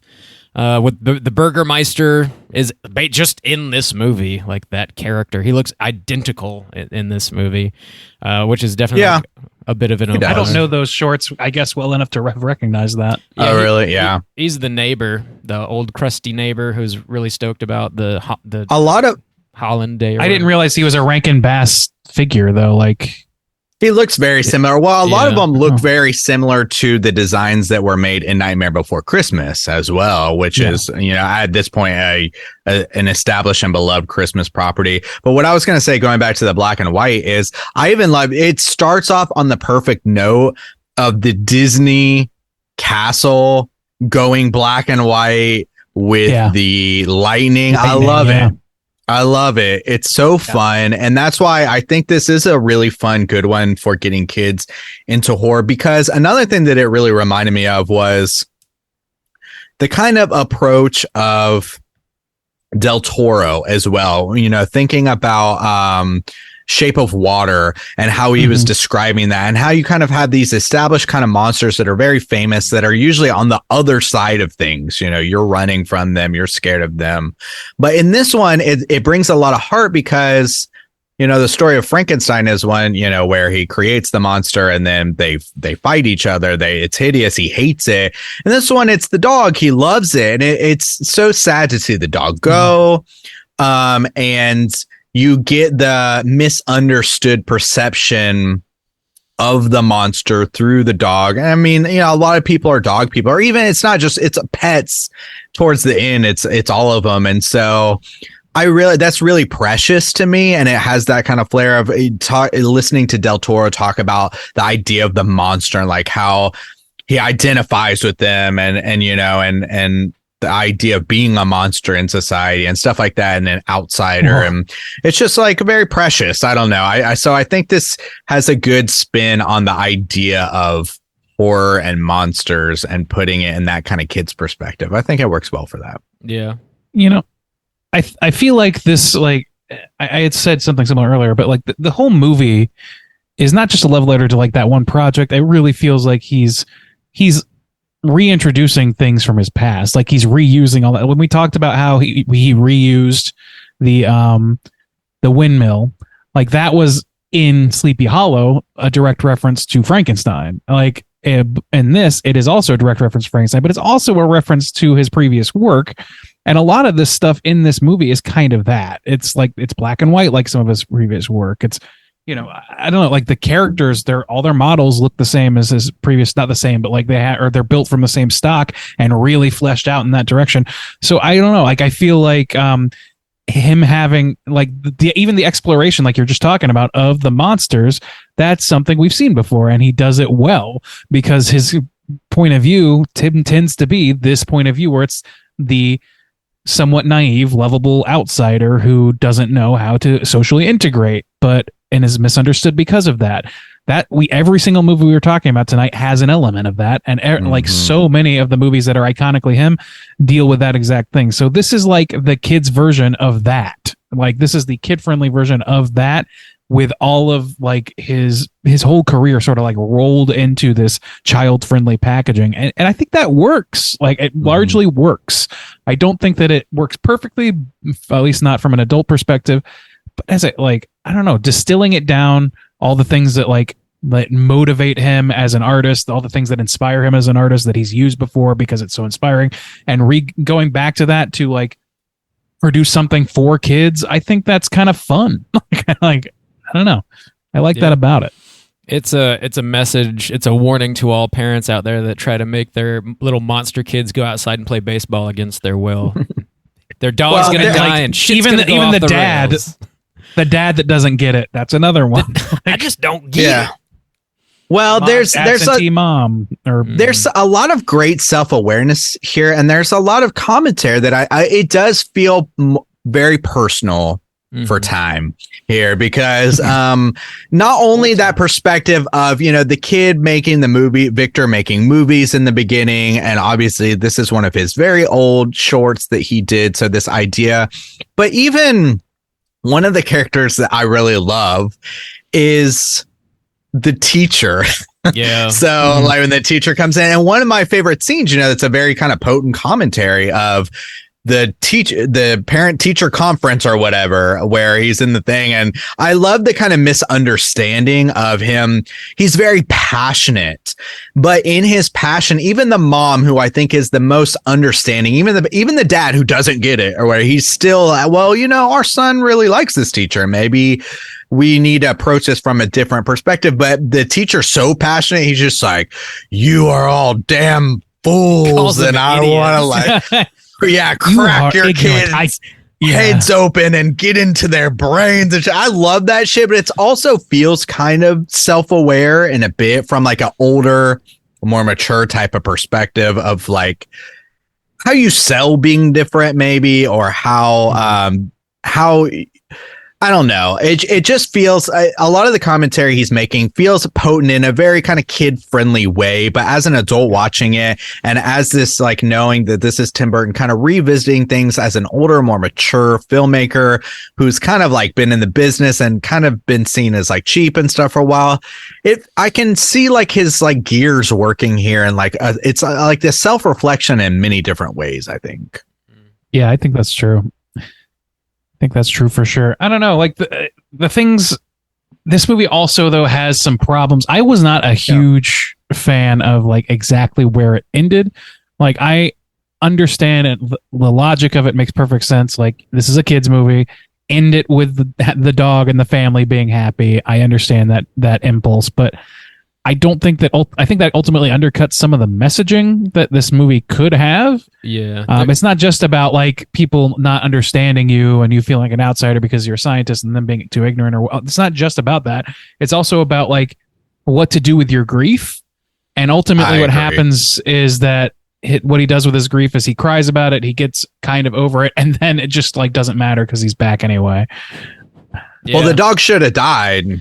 Yeah, right. Like I think, narratively, that's the more satisfying ending for adults, but it is heartbreaking for kids and general audiences. So I kind of understand. I just don't think it as good of a movie the way that it is now. Yeah, I know, but I mean, you have movies that are iconic that are sad and teach kids about grief. I mean, Old Yeller is an old time. It would have been brave to do that. Yeah, I think you really needed to. Oh, go ahead, Bob. This is a Disney movie, and I know like back in the day, Disney would hit you with some pretty heavy stuff, but like I don't think they're really in the market to do that. Like more recently, they kind of pull the punches a little bit. Up came out the same time around this, and that opening is one of the saddest fucking shit you'll ever see. Yeah, you're right.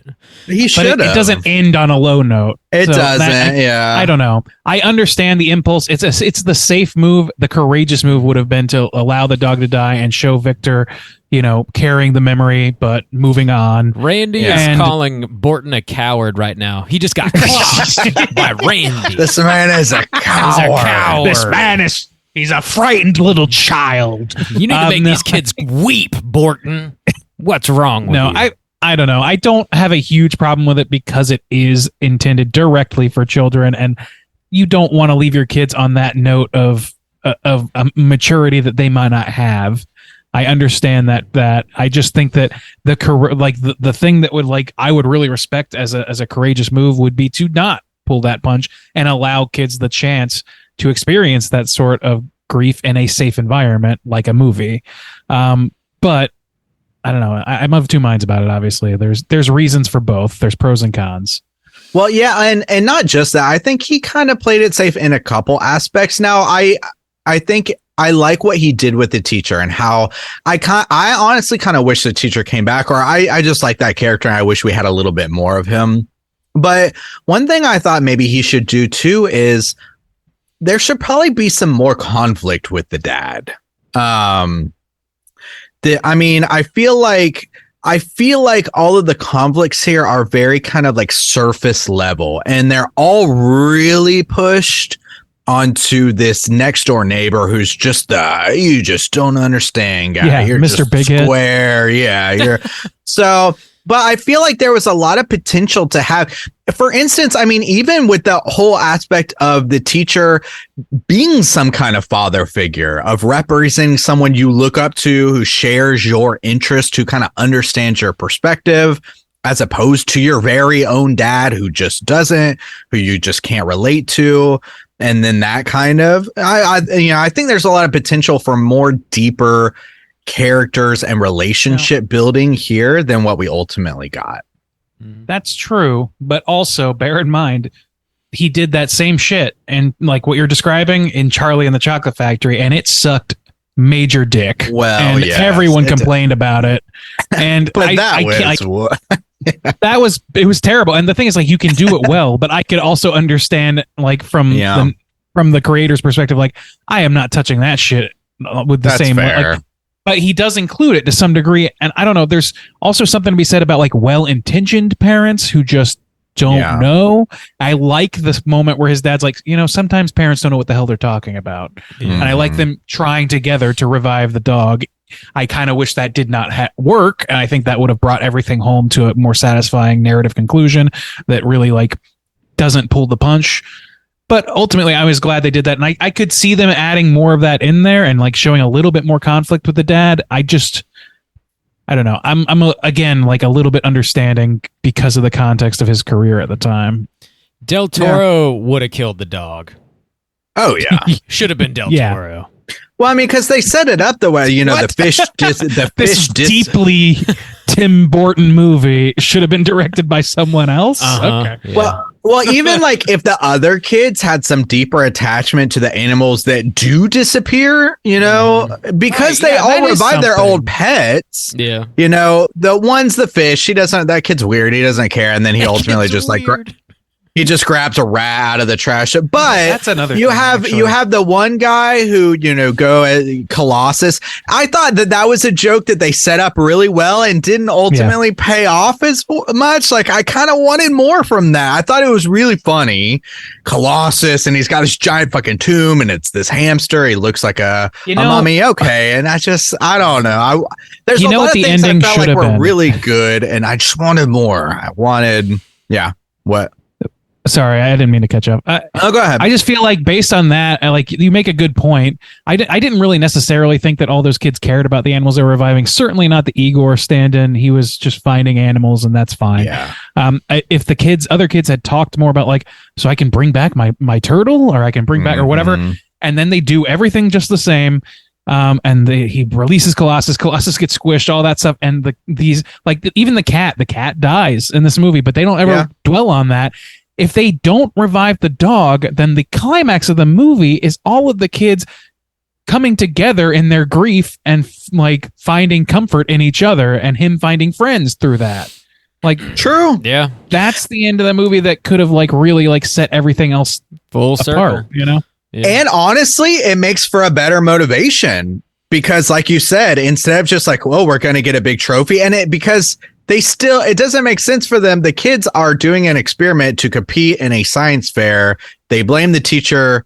The teacher gets fired. They still host the science fair. So kids still want to do experiments which leads to this. So that doesn't really make sense. But if you have these kids who are like, yeah, they're all grieving the loss of some kind of animal, and so that's their motivation, like, give it to us, Victor. But Victor's kind of being more mature about it because his teacher guided him, maybe, or something, or maybe his mom or somebody, and says like, guys, I don't think this is really good. He wants it. So then they break in. Yeah, I get to bring back Shelly. Shit, Shelly is a fucking giant thing, and nobody knows how to deal with the consequences of it. They all come together. They deal with the consequences. Their pets are gone. They all become friends, and they share their grief together.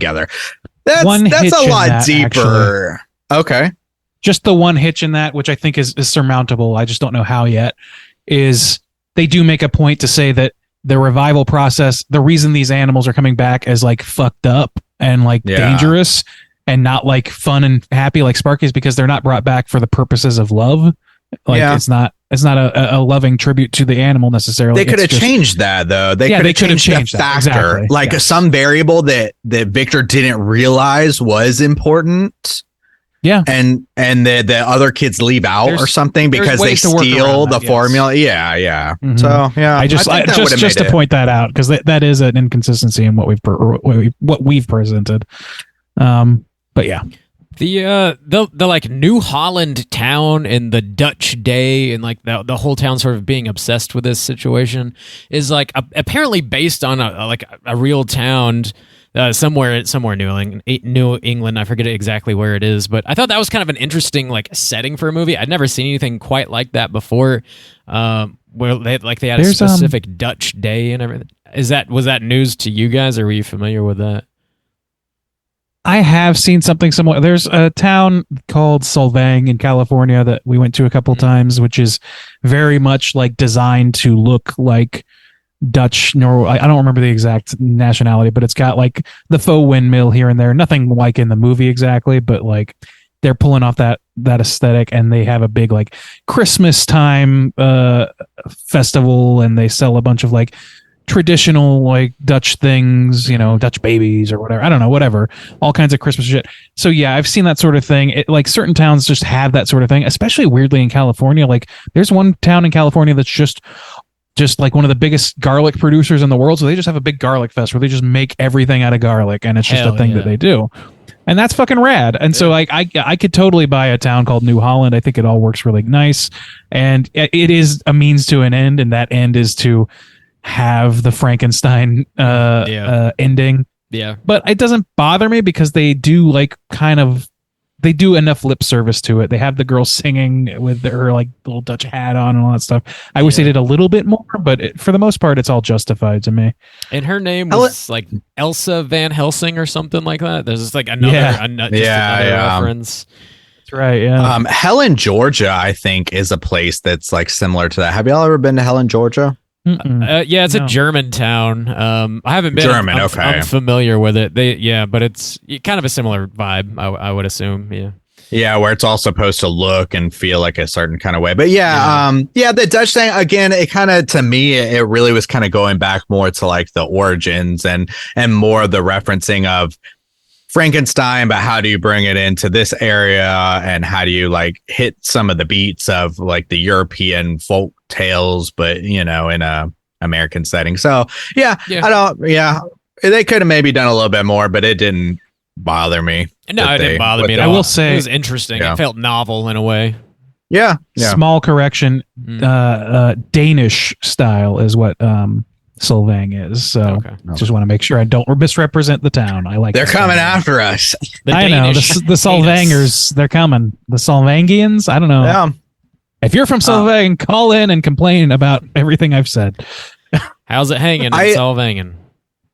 I like the I like the characters in this too. The other kids and how they're this would be one of those things you see as a kid and you watch it again and again, and then as an adult you go like, oh shit, I didn't realize that was actually this thing. It's like your revelation about Peter Lorre earlier in the week. yeah, exactly. Yeah, so he's not. This isn't just a style of character in Looney Tunes. This is actually based on a figure.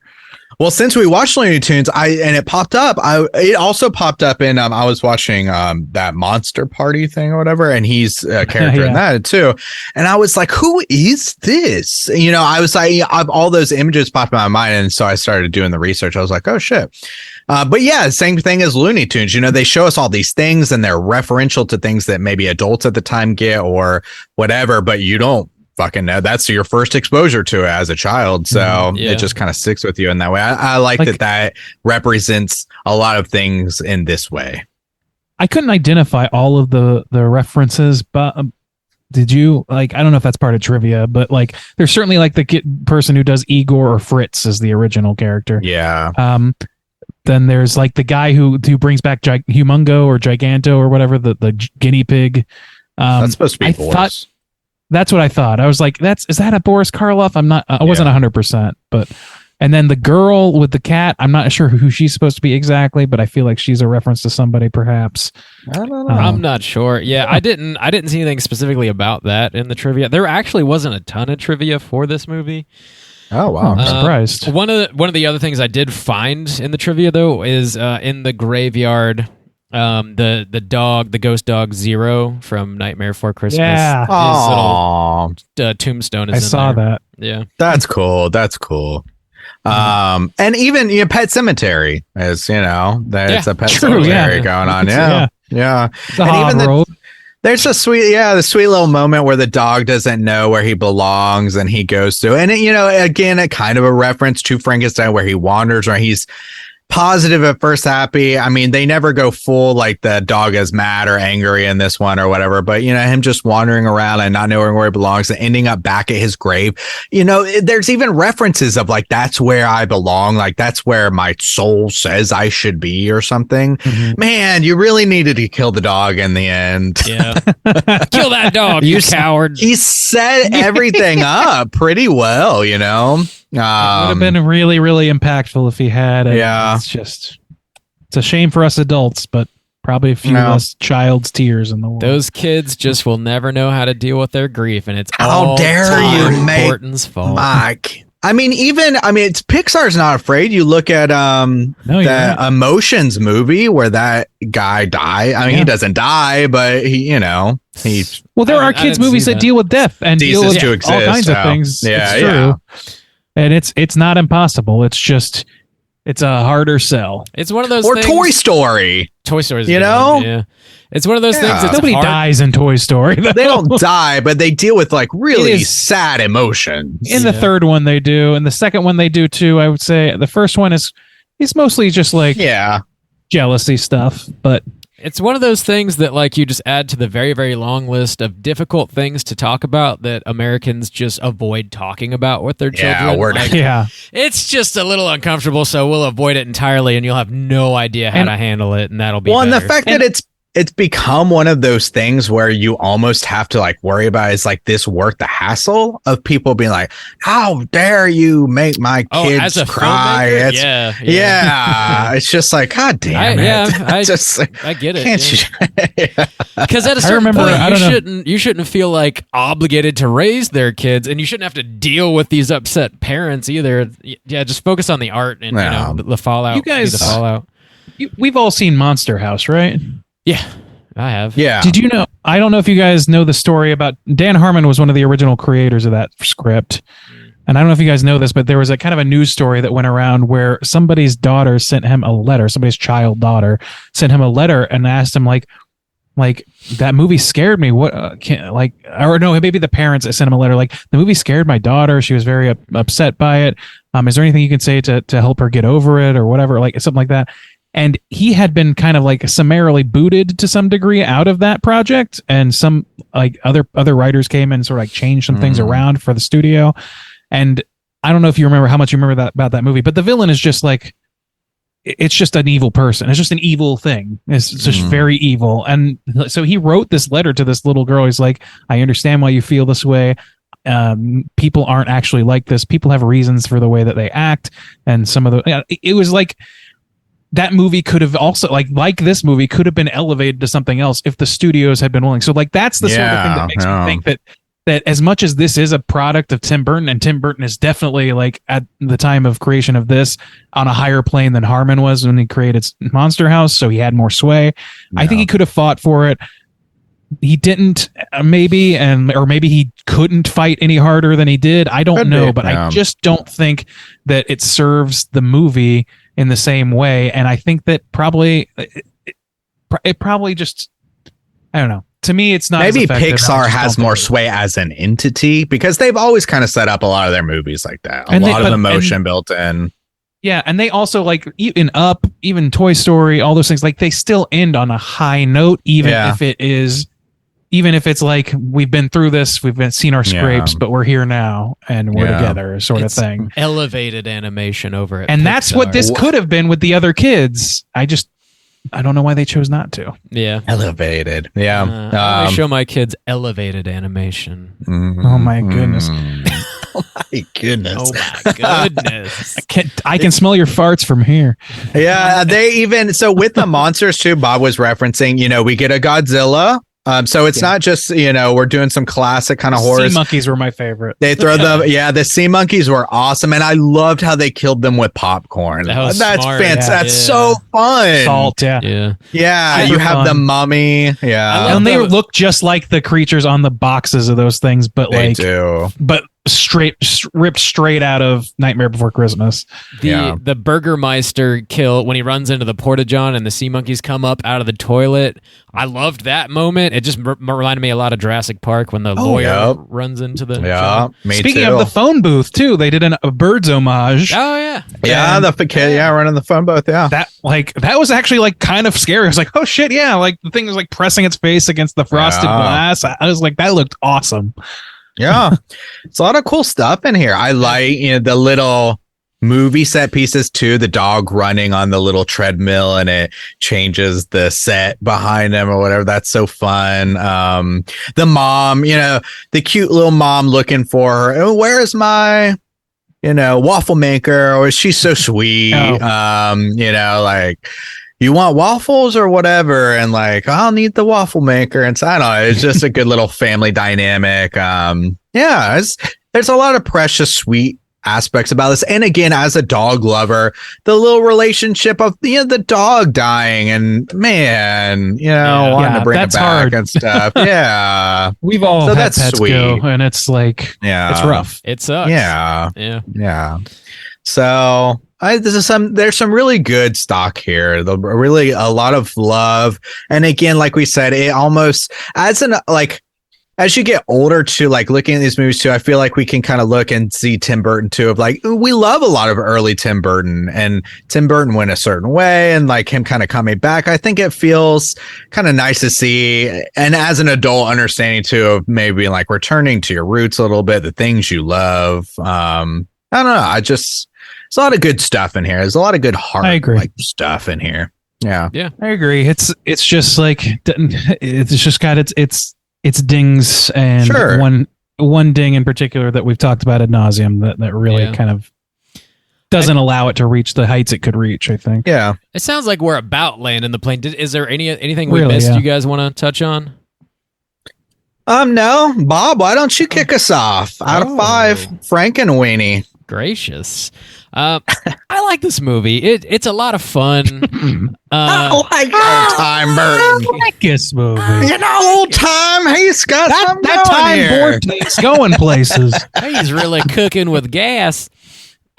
This movie is kind of like lean. There's not like a ton of meat on the bone. I think it's mainly just aesthetically really badass, and I think it's got a ton of cool references. It's got like some fun character moments, but I don't know that it's like really inventing anything or like doing anything super new. And it's a light breezy watch. It kind of rolls by and you can have some fun with it, but I think it really serves a younger audience best. I mean, this is definitely made for kids. I think if you have some young ones, this would be a great movie to throw on during Halloween. Like, perfect. I would highly recommend it for that situation. If you're like an old crusty horror fan in your mid-30s, I don't know that this is like really gonna do it for you, but I don't think it's a waste of time either. I think it's plenty good. Definitely not one of Tim Burton's worst movies. like by any stretch of the imagination. Yeah, I mean, I think we kind of covered it all. This is sort of in the same ballpark as Sleepy Hollow for me, I think. So I'm gonna give this a 3 out of 5 as well. So, Juice, how do you feel? Yeah, I like this. Yeah, I kind of agree about like watch. So I've watched it 2 years in a row now, and I like it. And I would always kind of like recommend maybe people to check it out, especially if they had kids. But I don't know if it's going to make the rotation next year. I might be okay with it for now, but it's really just refreshing to see, kind of like an old friend returning to form in some ways. I do think I do wish it was elevated higher, because it wouldn't take much to get it there. And if it had, I feel like it could have lived in this space of like, wow, that was, I don't know. I feel like it could have lived on much longer or pulled me in more. You know what? It kind of makes me think of Klaus coming up for Christmas. You know, Klaus came out and it hits those emotional beats, and now I crave to watch it every Christmas now. I'm not necessarily going to be craving to watch this next Halloween, even though I like it and I think it's good. But it falls a little short in that aspect. I just want, like Bob said, a little bit more meat on the bone. I wish maybe the dad was developed a little bit more. I wish the kids' relationships were maybe explored a little bit more. And ultimately, the idea of grief, I feel like that should have been the central theme that you carry all the way through and see it through properly. But I like all the references and the style and the designs and everything like that. I'm going to give this one a 3.5 out of 5. 3.5. Ray and Deezy, how do you feel? I feel largely the same again. Like I said, pretty much my biggest qualm with this movie is that ending. And but even without that, even if it had been exactly what I had described or whatever, I still think this is better geared, like Rob says, for a younger audience. I think I'm just kind of past the point where this will have the most impact on me. And that's fine. Like movies don't have to be all made for us crusty 30-year-old horror fans, in Bob's words. So like I'm glad that this exists for that reason. I too probably won't go back to it every year. But if there's kids around, if I need a family friendly horror movie to toss on, or horror-ish movie to toss on that with some younger kids, this is one of a handful that I would definitely feel comfortable putting on. This and like Coraline or like something like that. Like these are all, there's a lot of good stuff in this realm that works, and I think this is certainly deserving of consideration in that way. I like pretty much aesthetically, I like pretty much everything about this movie. I only kind of wish it was actual stop motion. That's one thing. So other than that, I don't really know what else to say. I just don't think this movie is really built for my enjoyment, and that is fine. I do enjoy quite a lot about it incidentally. So with that in mind, I just feel like if they had done that different choice, I really feel like that it would reach a higher level, like a Klaus or whatever, to Justin's point. And it just doesn't quite do that. For whatever reason, that was not the choice made, and I don't think the choice completely negates the movie. I just don't think that it's as good for me as it would have been otherwise. So all that rambling, I'm going to give it a 3 as well. Oh, boys. Another 3. That's going to put us at another 3.3 repeating. Wow. I know. Wait, happening? How is that true? Because didn't I gave Sleepy Hollow a 4, and you said it was a 3.3 repeating. Hang on as well. So that can't be right. Let me. English, 3. Doc. We ain't scientists. 3.2. All right, we gotta get this on. Dodged a bullet. Whoa. Holy shit! We can't get the math wrong on this podcast, where we make dick jokes constantly. Oh, thank God! Whew, that was a close call. It was very close. Let's jump into our Rotten Tomatoes segment, see what the critics and users think about Frankenweenie. Certified fresh to death. All right, I'm running this game here, gentlemen's. Again, we are going to be guessing the critics' score first out of 100, and then the audience score. Juice, let's start with you. Out of critics, there are 224 critics reviews on this. Out of 100, where are we sitting? What do you think?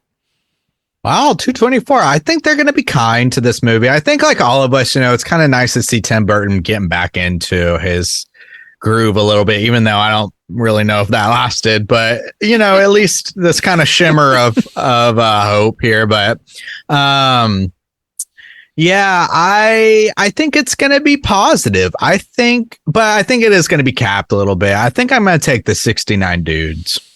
69 dudes for this children's film. Got you marked down. All right.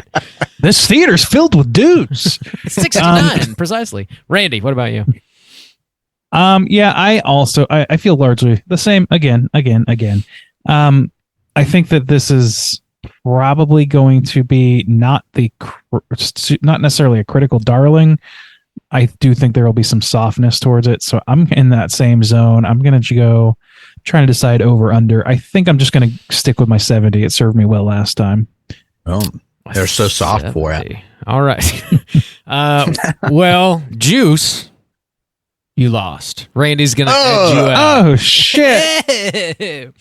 Oh, shit. It's actually kind of it surprised me anyway. It's pretty high. It's at 88%. Wow. Okay. Wow. Okay. Great. It's up there. So let's go ahead and do the same thing with the audience score. Randy, you kick us off. Where are we at out of 100? Yeah, I think for this sort of movie, I can't imagine that it goes lower than the critic score. You said 80 what? 88% for the critics? 88. Okay. Maybe I'll just go with 88 again. I feel like going much higher is kind of risky, but I don't want to go lower than the critics. That seems unlikely to me. Okay, and I forgot to mention there's 50,000 plus ratings, so a pretty decent sample size, by the way. Yeah, enough to where it's homogenized in some way. So you want 88's your guess? Yeah, let's try 88 on this one. Okay, Juice, what about you?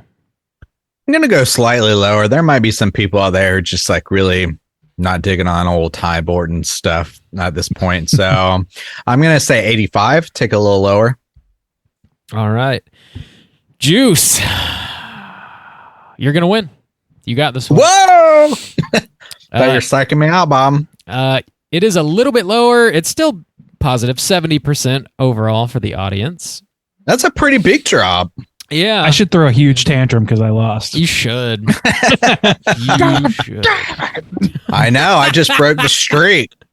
No double sweeps for you, Randy. Oh, son of a bitch. No double sweeps. The biggest winner is always Juice. Don't always you forget coming up soju. Everything's coming up stains. You're the margarine of evil. Wow, dude. Wow. The critics' consensus for this movie says Frankenweenie is an energetic stop-motion horror movie spoof with lovingly crafted visuals and a heartfelt oddball story. Sure, that sounds about right. Sure. Yeah. Are there any funny, negative? No, these are just all fucking, make me laugh. All positive. Make me laugh, clown. No, there's like nothing. Anyway.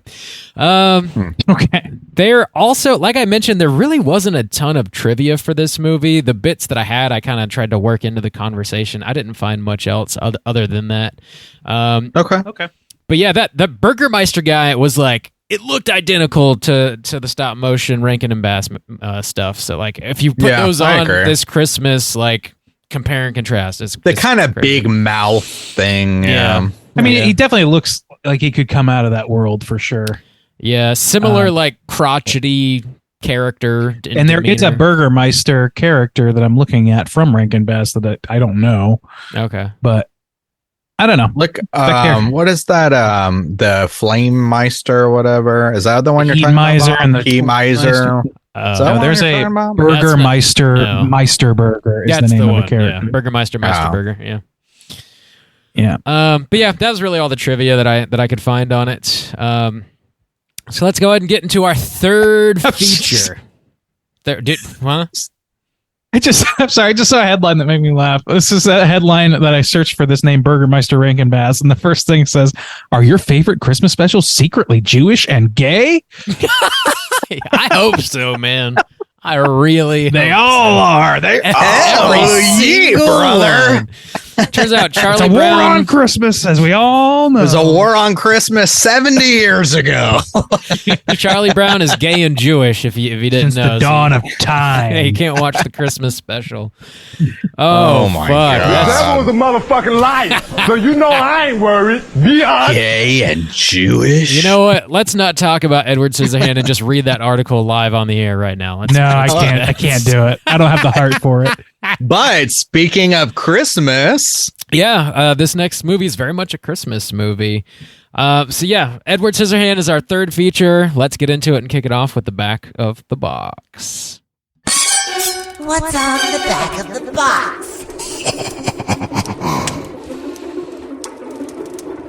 Randeezy, you're running the show. What's up? you driving, Randy? All right, here is the back of the box on Amazon Prime. A kindly inventor dies before finishing his creation of a young man named Edward, who had sharp metal shears for hands. Edward was sad and alone until a kind lady invited him to live with their family. Very broad. Yes. Yeah, Broadly, yeah. yes. That's it. That's it. Nothing else happens in this movie. There's no other characters. Yeah. Yeah. So we've all seen this, right? This is definitely not a first time watch. Yes. Oh, yeah. Faux show. Well, recommendations. Jenna Wangs, would you recommend people check this movie out? Randeezy, kick us off. Yes, to whatever extent you like Tim Burton, if you like his work at all, this is top tier, top form for him. This is right when he was like just incapable of making anything other than really great movies. Yeah, I think it's in the running for most people for their like top three of his, if not their top spot. And so, yes, I recommend it. Right on. Juice, what about you? Yeah, I agree. I think this one, like Randy said, I think a lot of people would probably consider this their top tier Burton film, number one. Not me, but I think it's in the golden age of Time Burton, where he was, like for 10 years, just every movie that he made was gold. So that Tim Burton, he's a great filmmaker. So I would recommend people check this out if you've never seen it before, and perfect timing heading into Christmas season. Bob, how about you? Would you recommend people check it out? Oh hell yeah! This is a loose recommend. No, this is. I don't know. You guys got it. I'll set this one out. This is a tight recommend, a very, very tight recommendation. I agree. This is one of my favorite Tim Burton movies. You got to watch it. If you haven't seen Edward Scissorhands, absolutely treat yourself to it. I think you'll dig it if you dig Tim Burton's style. And it's a Christmas movie, so throw it on. I don't think you'll regret it. Tim Horton seems like the most obvious next evolution to the name now. As we tend to do, we just get like crazier and crazier. My boy Tim Horton, this is his golden era. That sounds like a solid recommendation from the Straight Chilling crew. I think so. We're spoiling the shit out of this movie, and here comes your warning.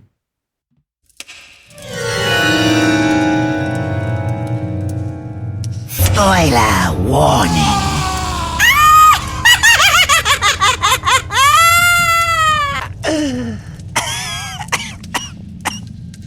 All right, everybody, get your Tim Hortons iced coffee ready to roll. We're about to dive right in. Hell yeah. Here is the Edward Scissorhands synopsis. An elderly woman is tucking her tiny granddaughter into a giant bed during a snowstorm. When asked to tell a bedtime story, the grandmother tells the story of Edward Scissorhands.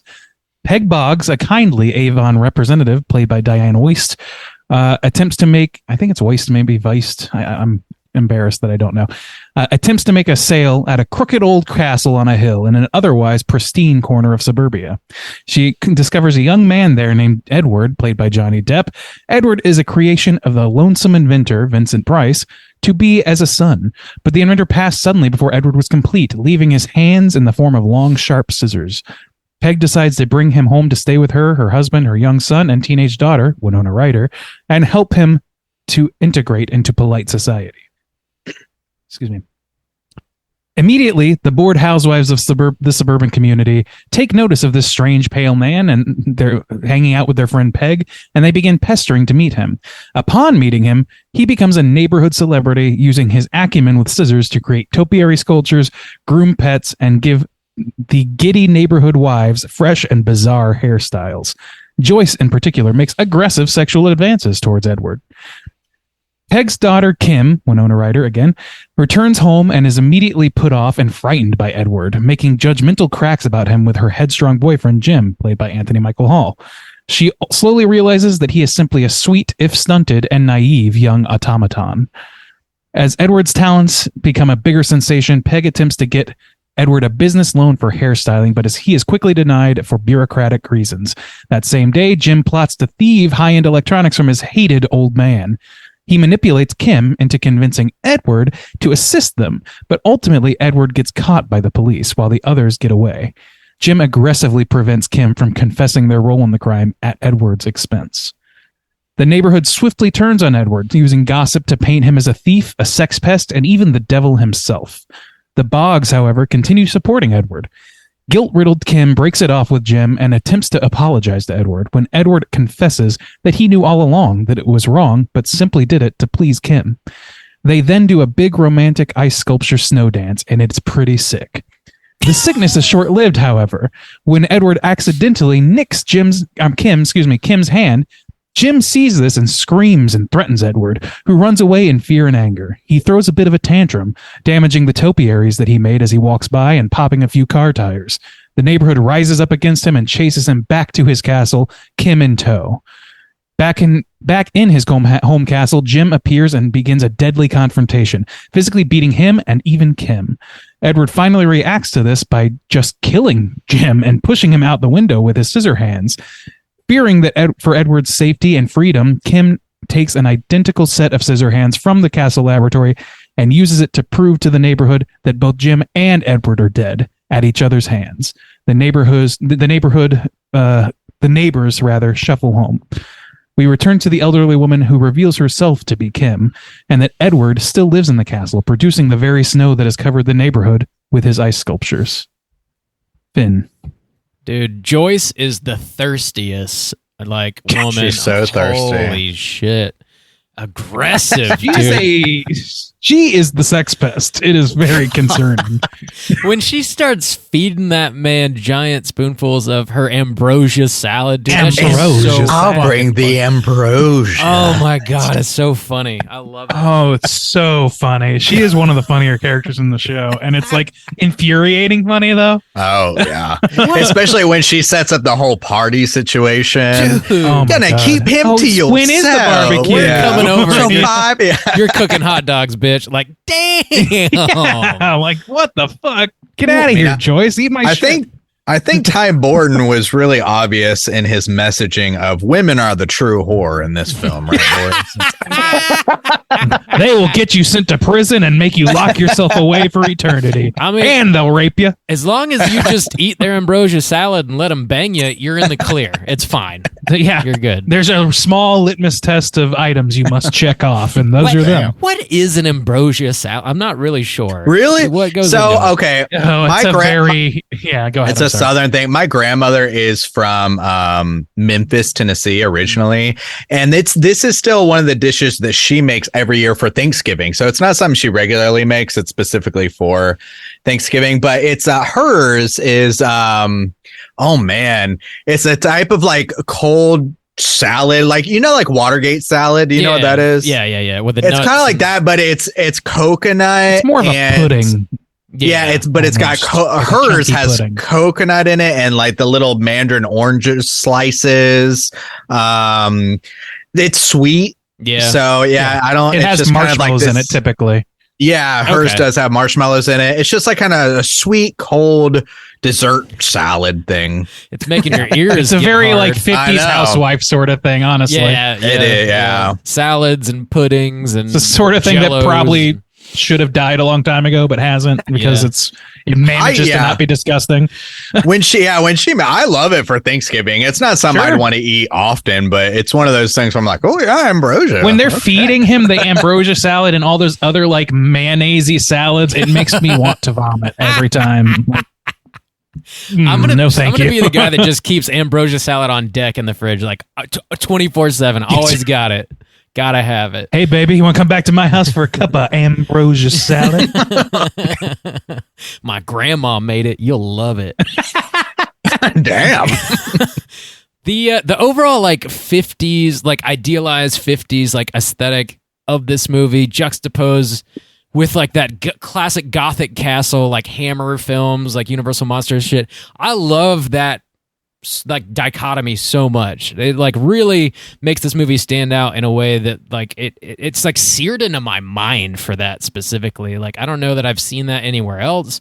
But I think they just like nail both sides of that coin, and when they slam the two together, interesting shit happens. I love the look of this movie though. I think it's great. And it's not like it's typical Burton, but not the whole movie. Most of the movie's not typical Burton, I would say, which is kind of interesting and makes this stand out in his filmography for me quite a bit. Do you guys like that? I don't know. I think it is him. It's just like a very specific thing he's talking about. It just seems like his take on that. And I also like, just to spoil some of the trivia, and there's a lot of trivia for this one, so I don't mind mixing it in here, is that it was intentional, like, it was intentionally like very like pastel and very flat, and like the dichotomy is because this whole movie is supposed to be through the point of view of Edward, who doesn't really like, he's seeing things through a childlike eyes, so everything's a little, and for the first time in a way. Yeah, right, exactly. And so, and like it's so colorful because his life was not colorful before, it was lonely and all that stuff. So I mean, all that in mind, I think that's just how Tim is portraying those things, how time is not locking it down. Mr. Horton, he really has a good eye for that sort of like comparison and contrast, and I think that this is one of the best examples of that in his whole career, honestly. Yeah. Yeah, sure. I agree. And it works on like not just, that sets it up, and that's prominent throughout, especially exploring suburbia and stuff like that. But a couple of notes that I made is a lot of it, especially with the castle and later with the snow and stuff like that, is it's spooky but magical. And then also I said I love him making Christmas spooky, but because you have these scenes where in your mind, or to me at least, feel like this kind of magical essence of Christmas where it is dark outside and you have these blue and the white snow kind of coming down in these castles, juxtaposed to the cheap plastic tacky trees of in the suburban houses. The dad's rolling out the fake snow on the roof and stuff like that. So it works on so many different levels against, like, again, kind of that Del Toro perception where he thought the beauty of monsters, these things like this old dark castle that is typically seen as scary and spooky, but that's where it feels magical. That's where it actually feels like the essence of something real. I really like that touch. For sure. I mean, love the dad. The dad in this movie also Alan cracks me up. He's like the most even keeled dude. Like no matter what happens, he's just like pretty much the same like attitude and like tone. Like he doesn't ever get wound up about anything. Him like just like watching a TV set on the lawn, like they roll the TV out there. I don't know. He's a funny ass dude. He's like a world class bowler. I like that like classic 50s fucking sitcom dad, I think is what they were kind of going for with him. Well, everybody does that. Yeah. It's the whole frustrating aspect of suburbia. You have this very sweet yet oblivious mom who, will feed you and take you in and do these things. But then she's like talking, I heard your mom updated the kitchen. Oh, must be nice to be so wealthy. And like so oblivious to actually what the kids need. She's so proud of her family. I love when she's showing, she's like, that's my family. And but like, she's so oblivious, but the dad's the same way too. He's just that stereotypical, what you need. yeah, you know what you need to do? You need to do that. And, the whole talking about ethics thing. And then also too, the whole conflict that takes place essentially in front of that guy. The guy's on the roof when all the shit goes down with him accidentally cutting people her screaming, hand. Fighting and like the instigation stuff, and these just kind of oblivious, absent-minded parents. Yeah, that it works so well in the box that is what suburbia is supposed to be in this world and in people's minds. And it works really well. I love that they're just like this whelming. Even the mom, I would argue that the mom is a little, like, certainly less oblivious than the dad, in my opinion. And like, I think that I don't know that it's even really obliviousness so much as it is like, just like, I don't know how you describe it either. Like, just like the unmitigated zip and like, and get it done ism, like the positivity. It's like, I don't know. She's just like overly positive maybe. And like, the fact that they stick with him, even when he like destroys their bathroom and things like that, they're very sweet to this man because they understand like innately that it's the decent thing to do is to help this young man who doesn't know any better. And they can see that. And like nobody else in the neighborhood takes that approach to anybody else. Everybody else in the neighborhood is very much like just in it for the gossip, in it for the self-aggrandizement. They're the Joyces of the neighborhood. In it for that. So it's dick. Like, sure, yes, that pale dick, that goth boy. And dick. They start out loving this character who like does all this stuff for them and makes them feel special or whatever, and they end up like dragging his name through the fucking mud on the basis of one break-in, which, like, granted, he, like, for all they know, it was what it was. But like, you've also interacted with this man. If you don't see that this is somebody who has trouble telling right from wrong or understanding what the common morality is outside of his isolation, then you're not trying to. You don't want to. Like, that's what's. He's an oddity for the vast majority of their community.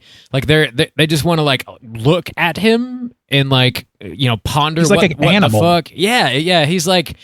It's almost like a sideshow or something. Like he's coming to town and people like got to get a gander at him. And then beyond that, they find out that he's got a talent with his scissors. And of course they let him like, give their dogs haircuts and make their shrubs look awesome. So then they kind of like just start to use him for that. Yeah. They find out that he has a use. And then the second that like this woman doesn't get that sweet, sweet goth boy dick, she starts telling lies and like people start turning on him. And it's like really unfortunate to see this like misunderstood guy just totally be taken advantage of by pretty much everybody, except for the family that takes him in. They like probably could have been a little more attentive and a little more hands-on with him and like guided him better than they did. But at least they're like trying in some way, and maybe the only way they know how. And honestly, the only reason that he really falters is because Kim has a bad influence in her life. She is manipulated to manipulate. And so, like, I don't know, like, if it wasn't for Anthony Michael Hall and the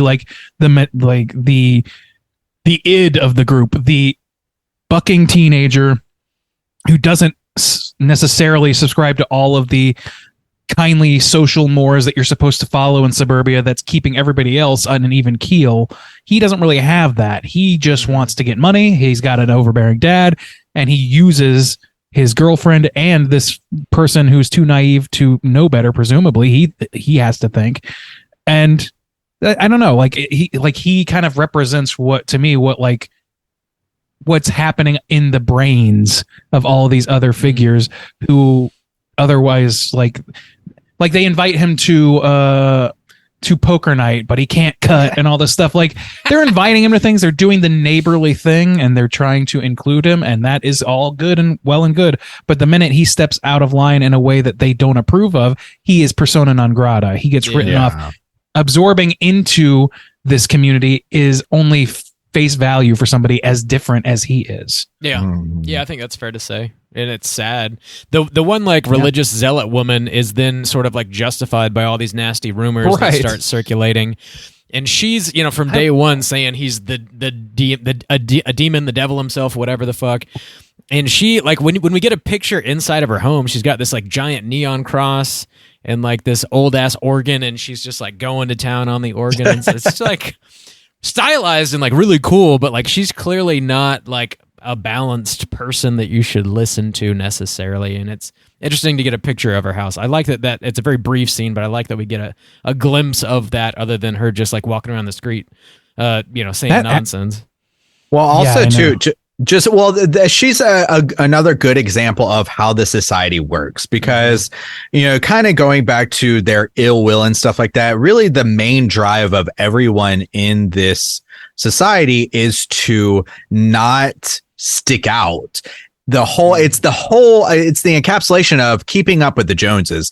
Everybody they're all driving out at the same time. They all have the very same style cars, very same style houses and everything. And the whole kind of joke about it is Edward brings this miraculous thing to the neighborhood where, oh my God, you can make these sculptures that would seem like such a big, artistic thing. And then it goes to the dogs and stuff. But then it just becomes another standard that everyone in the neighborhood has. Oh, this person has like this one. Yeah, he's a consumable. Has this one. Yeah, it's just another thing for them to keep up with. Oh, hey, make the bushes in my house. Oh, trim up my dog. Oh, cut my hair. But then everybody has it. It's just another standard. The only pride is in being the first, and that's why Joyce wants to be the first. Yeah, but then everybody wants it, and then you're all on the same level, and they want something new. And then when they're done with you, you're the easy one to cut out because you never fit in like us. When it's your benefit, it's your big benefit. Everybody wants you.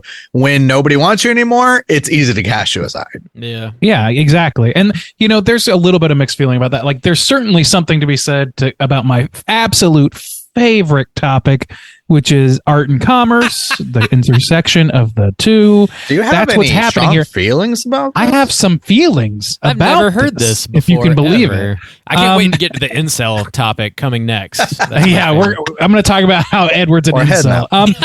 Damn. Dude, no, that woman was ready to roll, man. Shoot. No, but like this whole he could have.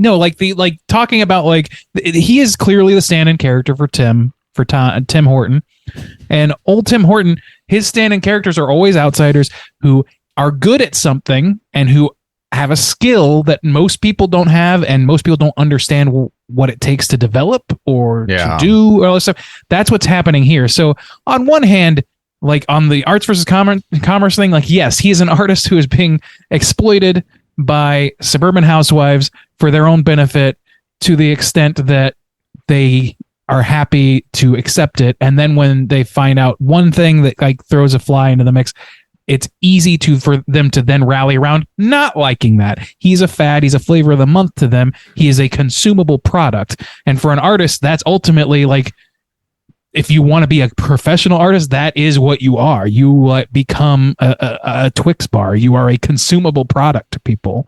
Yeah. And Tim, I'm sure, has felt that way before, and it's clear through this. At the same time, it's also I'm so special that everyone wants me, but they don't understand me. So there's a little bit of the people don't like me. That's sort of, I don't know. Maybe a little bit of naivete in that, and I guess naivete is kind of built in, but just saying. Whenever our boy Tim Horton made Charlie and the Chocolate Factory, I think he definitely felt a little bit of that. Where we are the suburban housewives that turned on his ass at that point, saying no, you've trespassed against us. Well, it's kind of a look into the future, I guess, for him at that point, because this came out in 1990, so it was before Batman Returns came out, but also too, that's kind of where Batman Returns headed, where he made Batman, and it was this kind of big hit or whatever, and did Batman Returns, and everybody was kind of like, well, that's too weird, that's too dark, let's for the third one, let's sell more toys, or and he was like, well, what the fuck, so I think he was seeing already where that was going to be headed and stuff like that for him as an artist. So it's I think it's a tale as old as time. Sure, especially dude, the stereotype Batman of Returns. suburbia. That shit rules. Oh yeah, me too. But at the Christmas time, movie too. By the way, yeah. But at the time, it was whoa, what the what is this? People are like, this is too much. I don't know. Yeah, it was a lot. Old fucking DeVito, really, man. Dude, he chews the scenery and several fish in that movie. He's got the crustiest draws you've ever seen. He rules in he that. Does, yeah. But I could understand people being repulsed by that because that's kind of the point. It's yeah. I think Johnny Depp does a really good job in this movie. It's a very minimalistic performance. He doesn't have like a ton of dialogue, but I think when he's able to emote quite a lot with just like the way he carries himself and like through his eyes. And of course, when he does speak, like he does a good job with his line delivery and stuff. But I think this is a great like role for Johnny Depp before like Juice, I believe you mentioned like Pirates of the Caribbean, where like he got like real like over the top with his performance and stuff. And it's a great performance, but like this is subdued but still like really stylistic. I think he did a really good job with it. Well, it services the story really well. Yeah, it is, and this is their first movie together. Yeah, by the way. together. They became friends on this. I mean, this is 1990. Even Sleepy Hollow 1999, so almost 10 years later. And then I think Pirates of the Caribbean was maybe 2001 or I don't know, much later. So anyways, but yeah, I mean, he was really young, and I agree. I think that there's a couple scenes, he's pretty like static for a lot of it, playing like not a lot of emotion, but there's some funny thing, he drinks the alcohol, he thinks it's lemonade. That's just pretty funny. And when he like fucking tears shit up, that's a cool ass scene where he's going through the house. A lot of it is body language and like some facial cues and stuff. But well, I just want to go ahead and put this trivia in there. Okay. So they knew that they didn't want him to speak a lot to service the role. Sure. And to prepare for the role, they specifically had him watch Charlie Chaplin movies for silent film techniques of just emoting without cool. Speaking. I think is really smart, and I'll get to another piece of trivia about that in the trivia section. But that's like, it's clear that services this role because he's like a Pinocchio figure in this movie. But he has to be afraid of everything to a certain degree in order for other people to also then be afraid of him back, like on first blush. Like when he's lying in the fucking waterbed when Kim comes home, that scene of him like oh my covers God, up. I'm like, that's the scariest thing you could have done, and you have no idea. Yeah.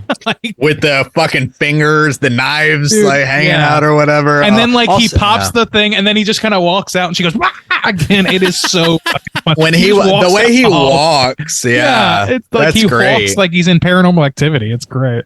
Also, too, when it's a great scene when he comes out, Tim Burton does a great job of setting up these. It's spooky where he comes out of the house and the cops are like, "Drop your knives," and he's just mindlessly walking towards them. Also, too, when the mom first,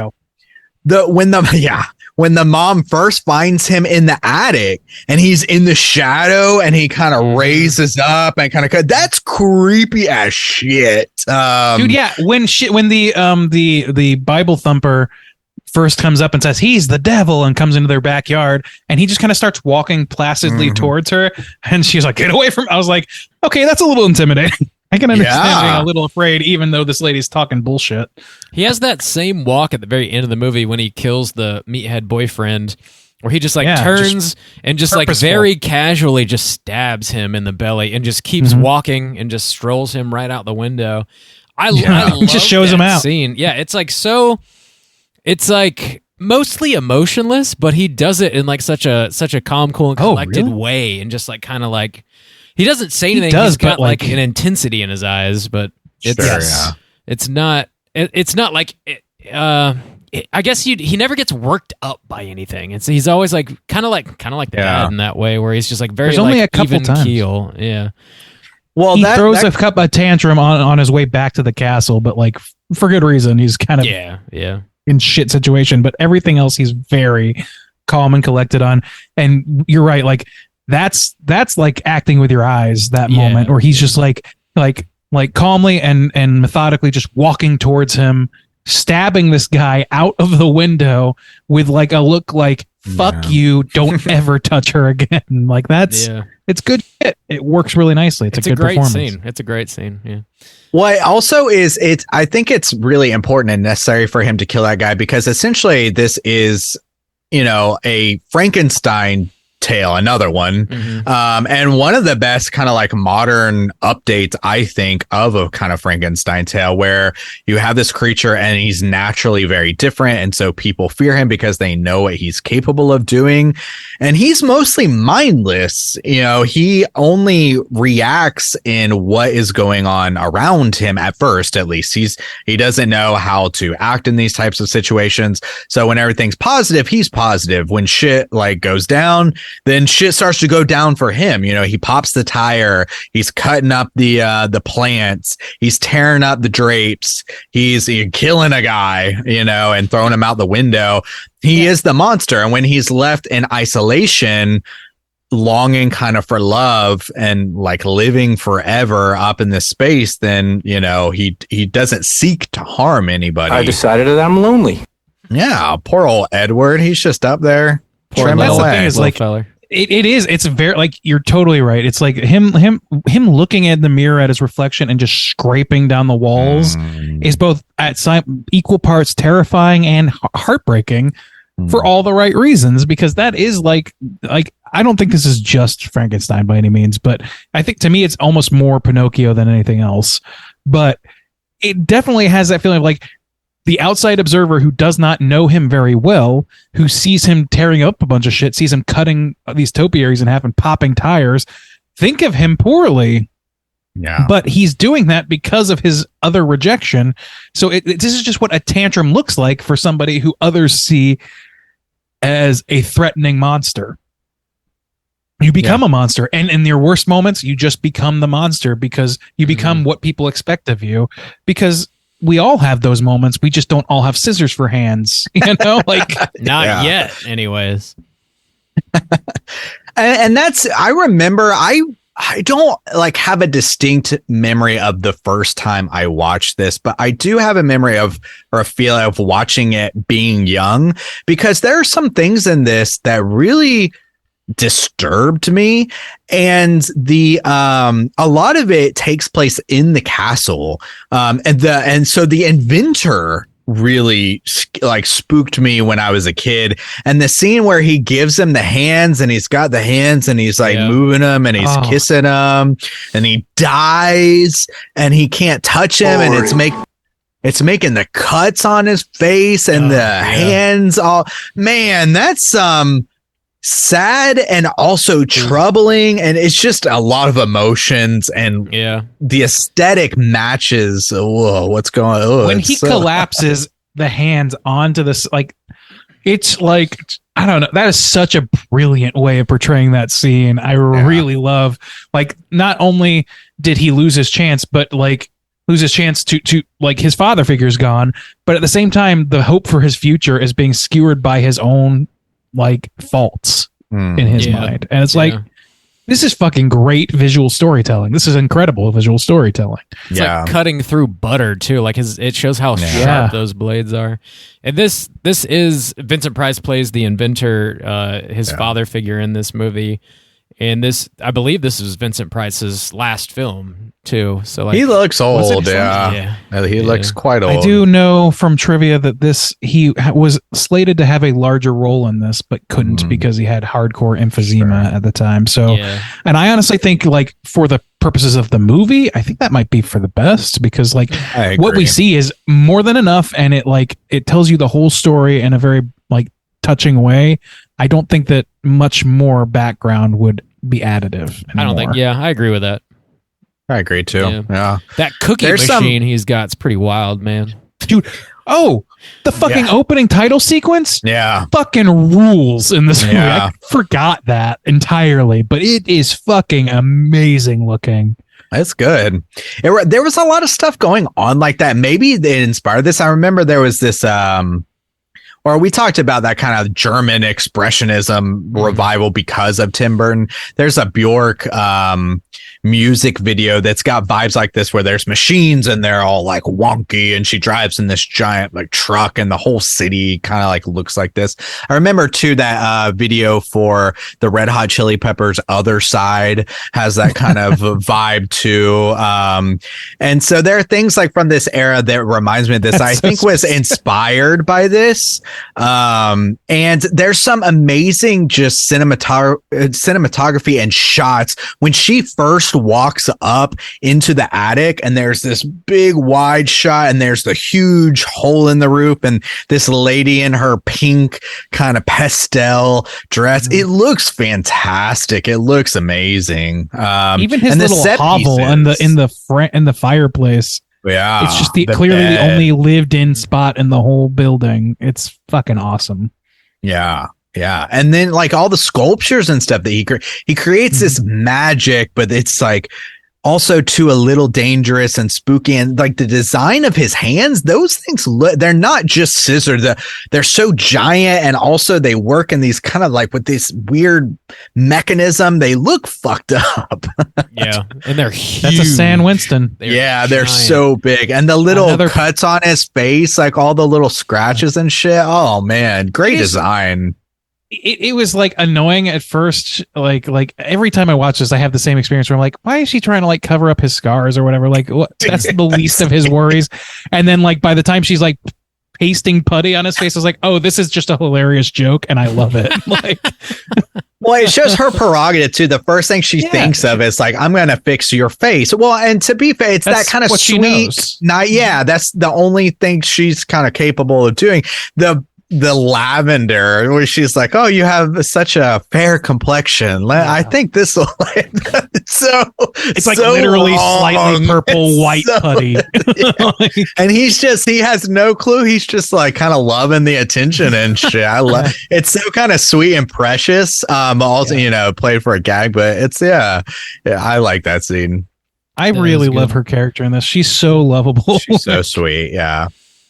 I totally agree. There was another moment, just a flashback to Vincent Price real quick, where he's reading, I believe it's like a book of poetry or something, to Edward, and he gets into the story, and Edward is trying to, I guess, emote, and like he forces this smile onto his face. Go ahead, smile. It's funny. Oh my god, dude. It's like so awkward and like disturbing, and it is disturbing. It's such a great moment, man. I love that moment in this movie, but it's kind of scary. It's kind of spooky. It's also a scene too. Speaking about his scary, his legs are laying next to him. They're just sitting there. He's just a torso. Yeah.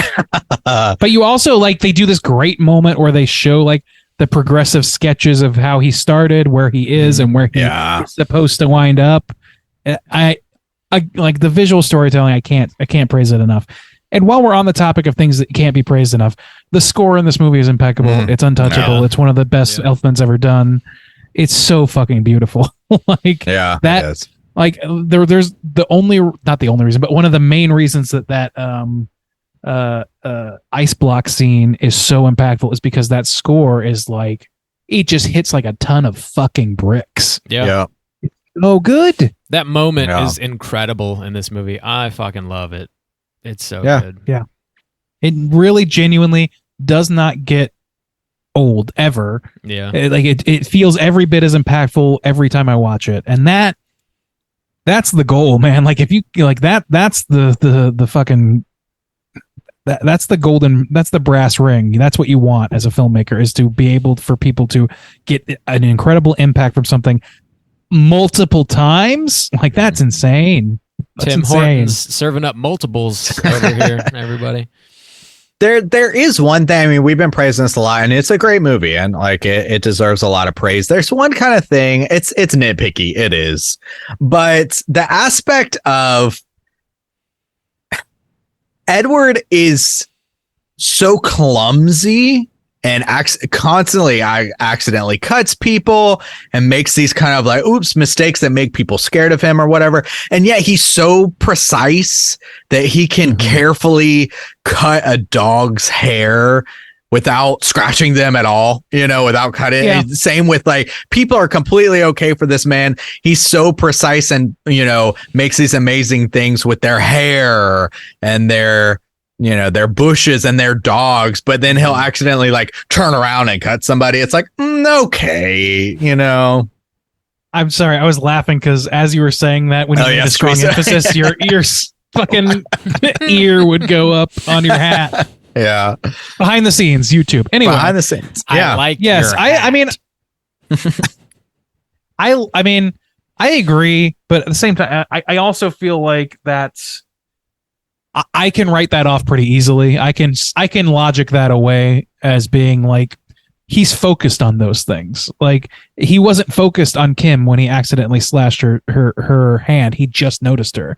Like, accidents happen because he is a walking instrument of for cutting things. Yeah. And shit happens to some degree. Unless he intends to, for the most part, nothing happens. But he cuts himself because he is around them 100% of the time. Because he doesn't have fingers. Yeah. A lot of times it happens when he's like trying to do things that you just need fucking fingers for. But, you need like opening a doorknob or getting some peas on your plate, on your fork. Watching that man try and eat a single pea with his scissor hands is excruciating. It's very frustrating. I feel. But then I like how he him. Damn. I like how he gets like the kind of the hang of it, where he gets some butter, he puts it on his bread. Yeah. He's got like a piece of sausage or meat or something on there. Right. And later he's got all the shish kebab shit on.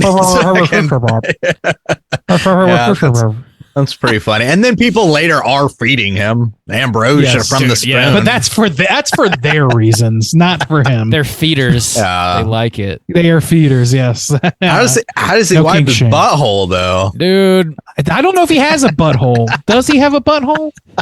He's an automaton. He doesn't. Questions. Is there, honestly, this is a question. This is sincere. Like, if you want to get into the nitty gritty, if you want to like get logical about it, which you don't have to and shouldn't have to, but he's just a leather daddy permanently. Does he have clothes underneath? Like, I don't know. He's just a leather daddy with scissor hands. He's not supposed to be permanently. I hate to see that peen, man. If he's got if his face is as cut up as it is, I can only imagine. It's probably a well-cut peen. God. Also, to the logic of him having scissor hands, there's no reason for it. No, why are you going to make some? He just started as that kind of automaton. Yeah. Like, if he started as an iPod, he might play music out of his ears. I don't know. I do talking about the visual storytelling. I do like the beginning of that, where there's that machine and he holds up the heart cookie or whatever. Yeah. That's great. That's great. It's very simple and it could be seen as hokey, but like, again, like Tim Horton thrives in that hokiness. He knows how to make it work for him typically. And this is a great example of that. Like, it's all very stylized in like an unbelievable way, and in using that unbelievability, it makes those sorts of things seem natural and very good and very like helpful as a viewer and impactful. It makes like, oh, this is a lonely guy. Oh, okay. Like, and at that point we already kind of know the tale, so it's kind of like, oh yeah, so he truly was just like this lonely guy who just had all these machines and he wanted to try and turn one into a son. That makes sense. Yeah. It's Geppetto. Like, yeah. That is true. Yeah. It's, I don't know. I was trying to think of some kind of more critiques, but I don't know. I have a hard time coming up with many, honestly. Yeah. Like some of these characters could have acted a little more like rational, I think, but I don't know, man. I think the story is pretty solid. I think the acting across the board is pretty solid. It's visually stunning. The score is great.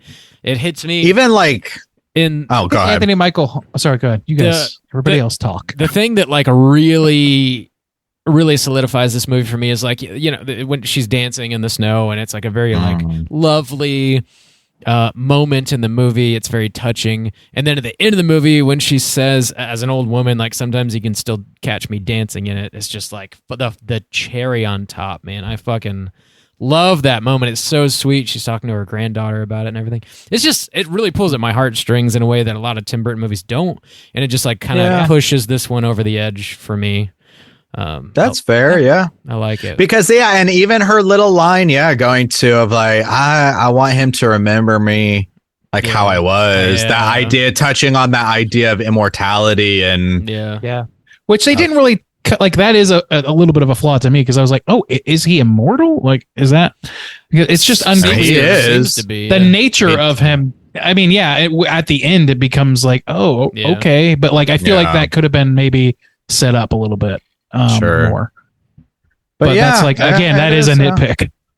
That's a good point. It is very like beautiful with the music, complemented with the music. Again, you know, kind of going back to Christina Ricci, Winona Ryder. I'm always kind of surprised about how scaled down her part actually is. Yeah, it's mostly the mom is mostly the one who interacts with him the most.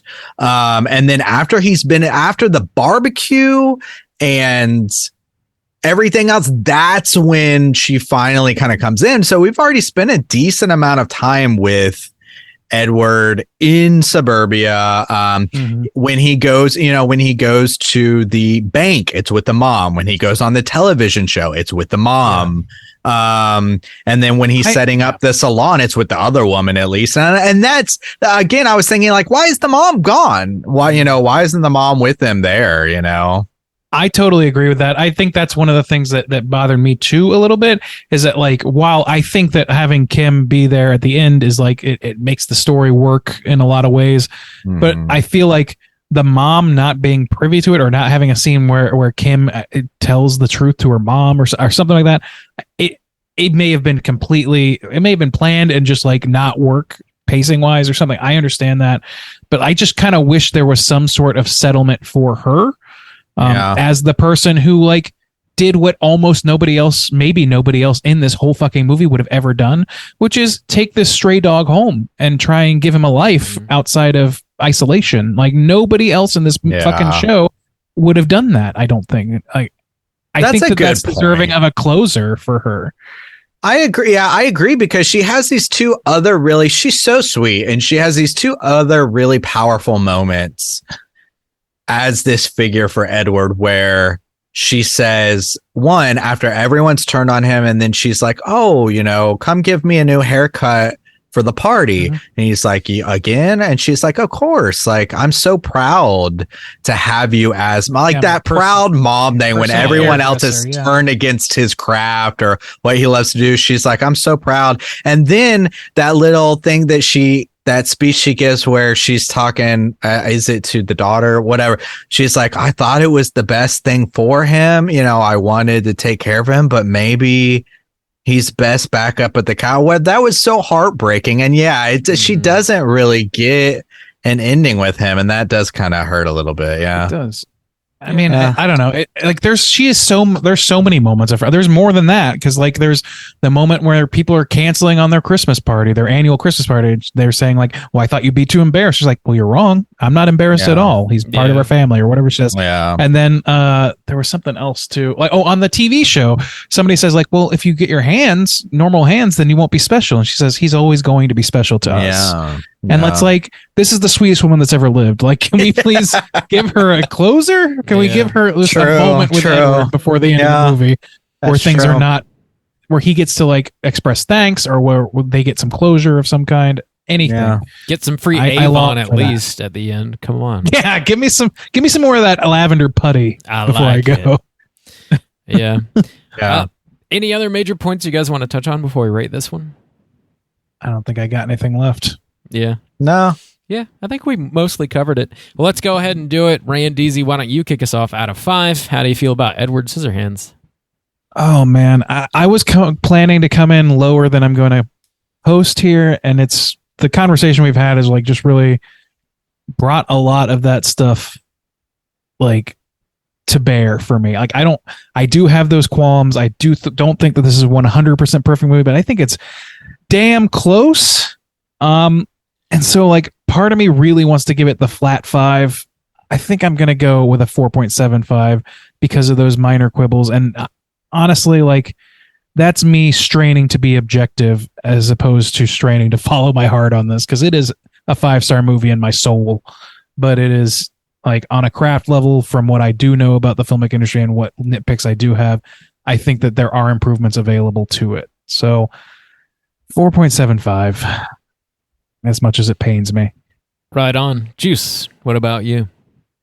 Yeah, I was kind of like conflicted, honestly, because this conversation has boosted. I was planning on coming in a little lower as well, but it is, when you're like really getting down to it, it's hard to critique a lot about it. There's a lot about Burton films. I feel it consistently. I love Beetlejuice, and we said it in the same kind of thing, where it's not always describable, and maybe in this way it's kind of the same way, where it feels like something's missing. Bob made a good point to where this one does have the emotional resonance that kind of pushes it further than a lot of Burton's film does. So maybe in Beetlejuice you could say it's that, but again, Beetlejuice. But and this one, don't say it one more time. Beetlejuice will get you. Not Beetlejuice. Oh God. I'm Beetlejuice. I'm Granny Beetlejuice. You want some cookies? But there is something that feels a little missing here again, and I don't know exactly what it is. I think I'm going to echo Randy though and give it a 4.75. Boom. I think that feels fair. Good. We really are a homogenous blob tonight. Bob, bring the blob home. Hey, blob. Oh, damn. Yeah, I really like this movie quite a bit, as I've made pretty clear, I think. This is one of Tim Burton's better movies. I think the craft is completely there.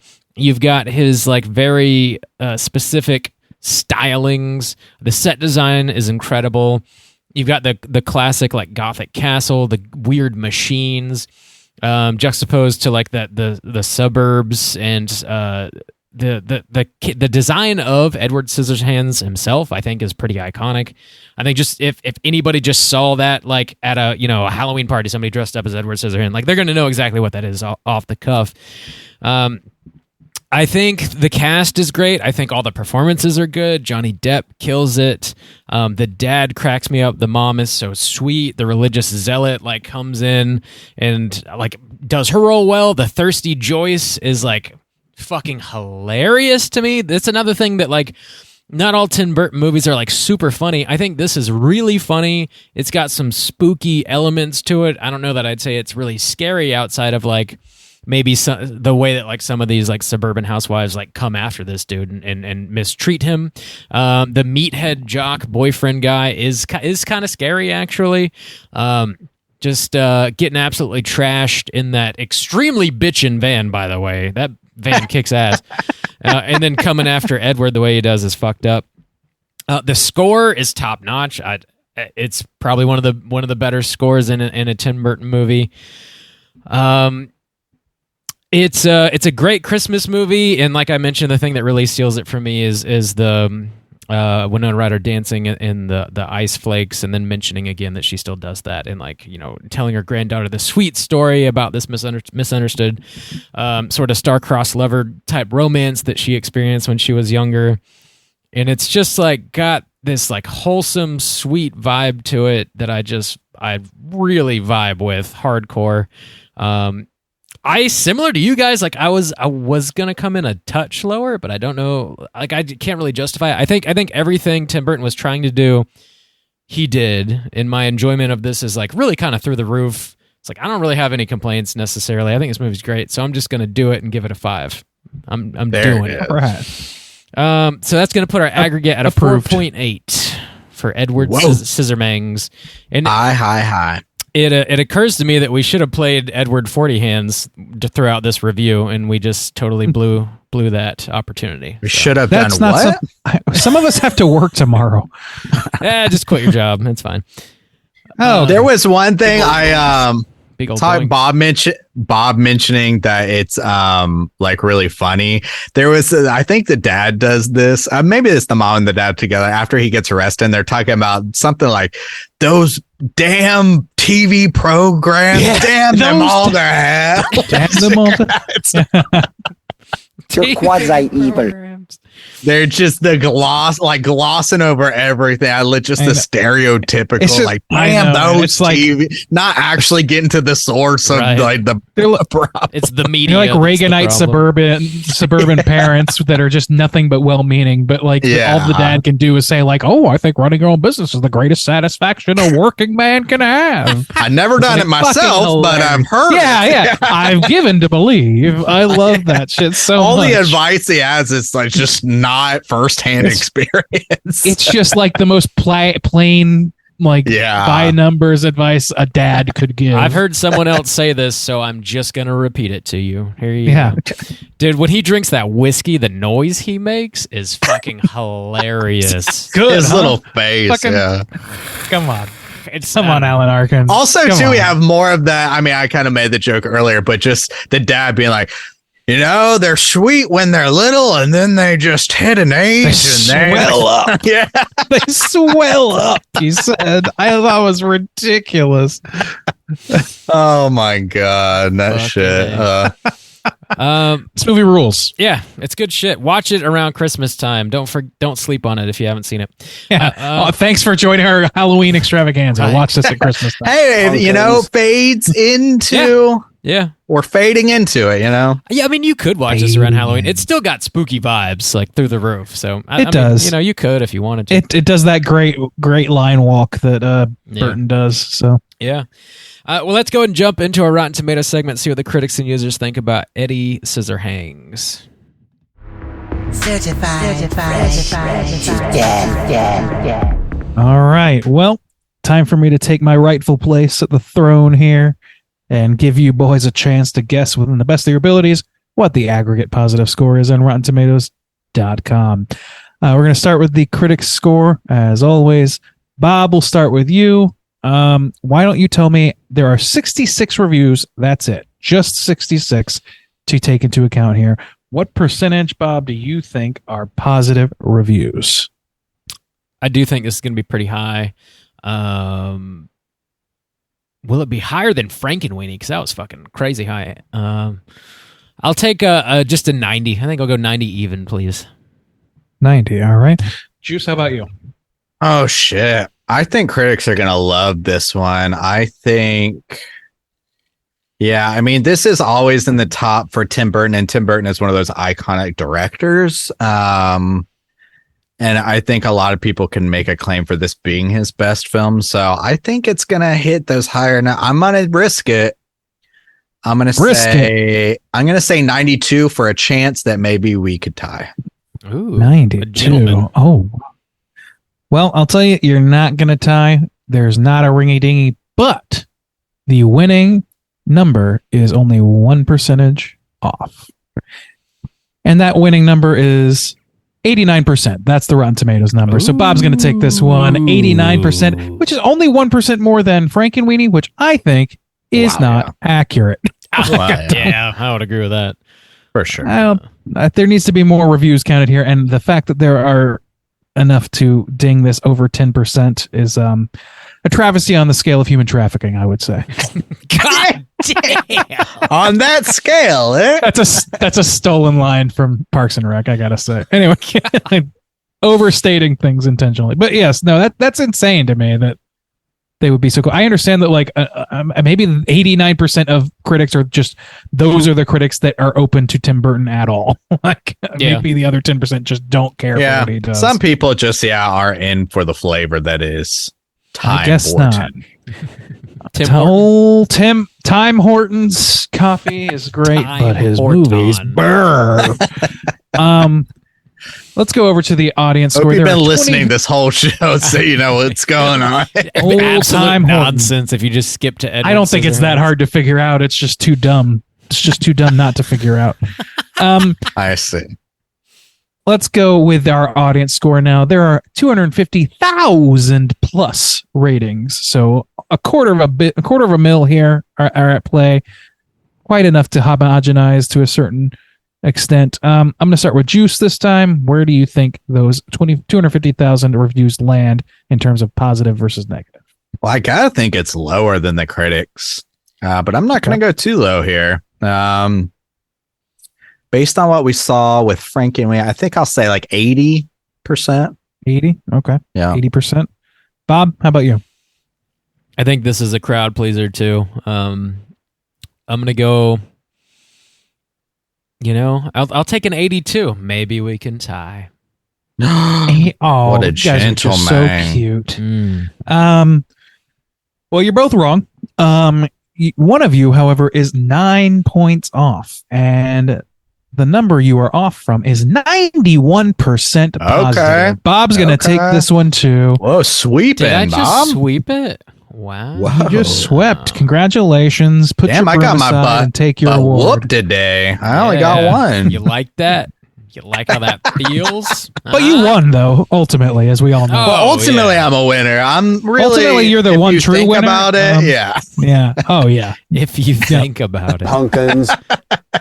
If you think about it, I actually won the most. So that's that's. Yeah, but you got to think about it. Frackin' varmint. Sounds so dirty. All right. But we're not elevated podcasting, so we're not going to think about it. No. We're definitely not that.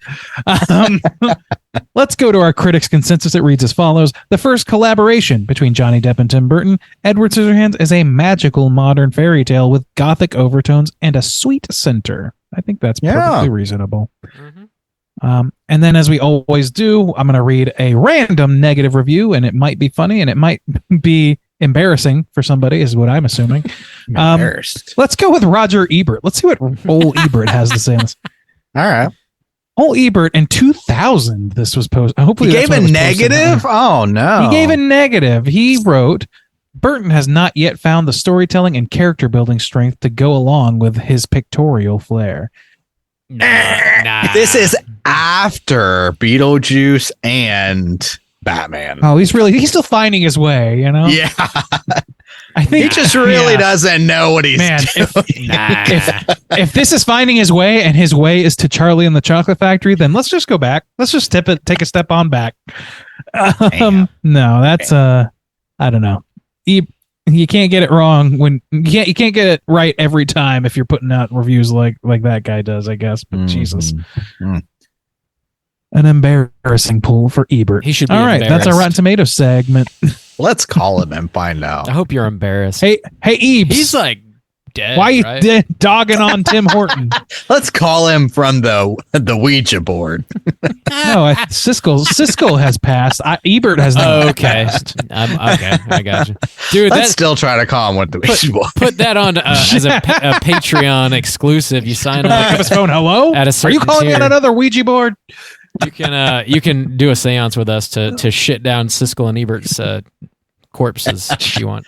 Damn. What's insane is that we could be on a list next to Ebert's bad take here if they just let us on there. Oh, boys. Rada, you got more trivia for this? I do have just this little smidget of trivia. It's totally time for trivia. All right, I was lying. There's a lot of it, and I'm going to try and read through it quickly. There's a lot of words, so a few pieces of trivia, a lot of words around those trivia. Here's one. The idea for the movie was inspired by a drawing Tim Burton had done when he was a teenager. The drawing depicted a thin, solemn man with long, sharp blades for fingers. Quote, since I liked to draw when I was younger, oftentimes images would come up and they'd stay with you. I'd keep drawing them. This was a character I sketched a while back, he says. He explains that the character represented him as he was when he was a teenager, in his teenage years, and how the film represents much of this time growing up. He likened growing up in suburbia to a Frankenstein movie where the suburbanites acting as angry villagers. Burton also stated that he was often alone and had trouble retaining friendships. Quote, I got the feeling that people just got the urge to want to leave me alone for some reason. I don't know exactly why. So yeah, that comes through in all of the movies we've talked about. Sure. Yeah. One, even specifically in this one, yes, the way Edward looks with specifically his hair looks just like how Tim Burton used to wear his hair when he was younger. Oh, Juice, you're just leading me right into the next thing. Well, here we go. Two things. I'm going to start with the one that ties into what you're saying. Edward's hair is based on Robert Smith of The Cure's hair, which I think is pretty clockable. Here's another piece, though, that I didn't know.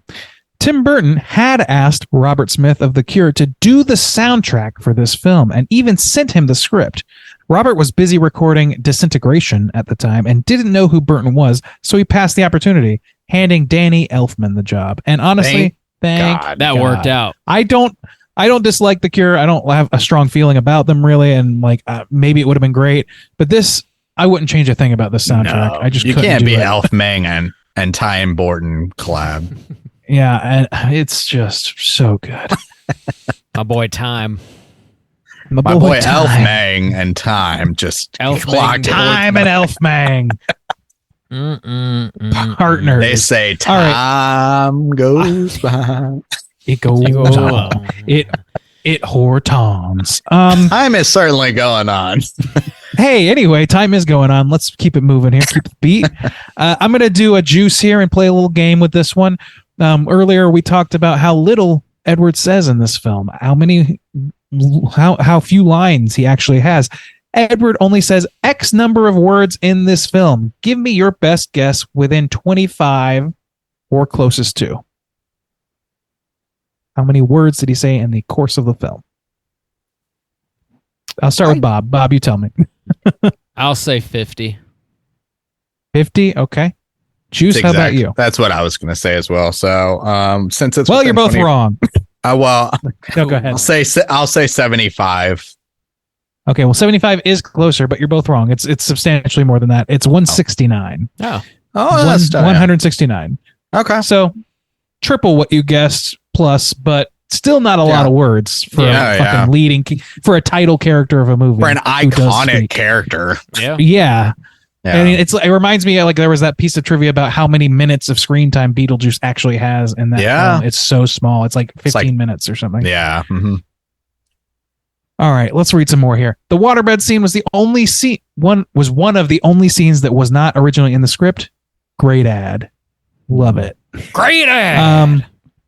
It's got a great ad. There you go. They also make a little, well, I don't want to step on Randy's trivia, but I also like the little kind of reference they made to Wizard of Oz and the Tin Man, where he's like, "No, don't use the hose. Get the oil can." Yeah. I didn't think about that as a reference, but yeah, you could say that. Yeah. It's not on here as far as I saw. Okay. Diane Weist. I'm so sorry. I don't know how to pronounce your last name. I think it's pronounced Weist. I think it's pronounced Vaista. Nailed it. Yes. Was the first to sign on. Diane in particular, this is a quote, Diane in particular was wonderful, Tim Horton said. She was the first actress to read the script, supported it completely, and because she is so respected, once she had given her stamp of approval, others soon got interested. So that was cool. Good. Does a great job and also carried some weight with her. Good. Yeah.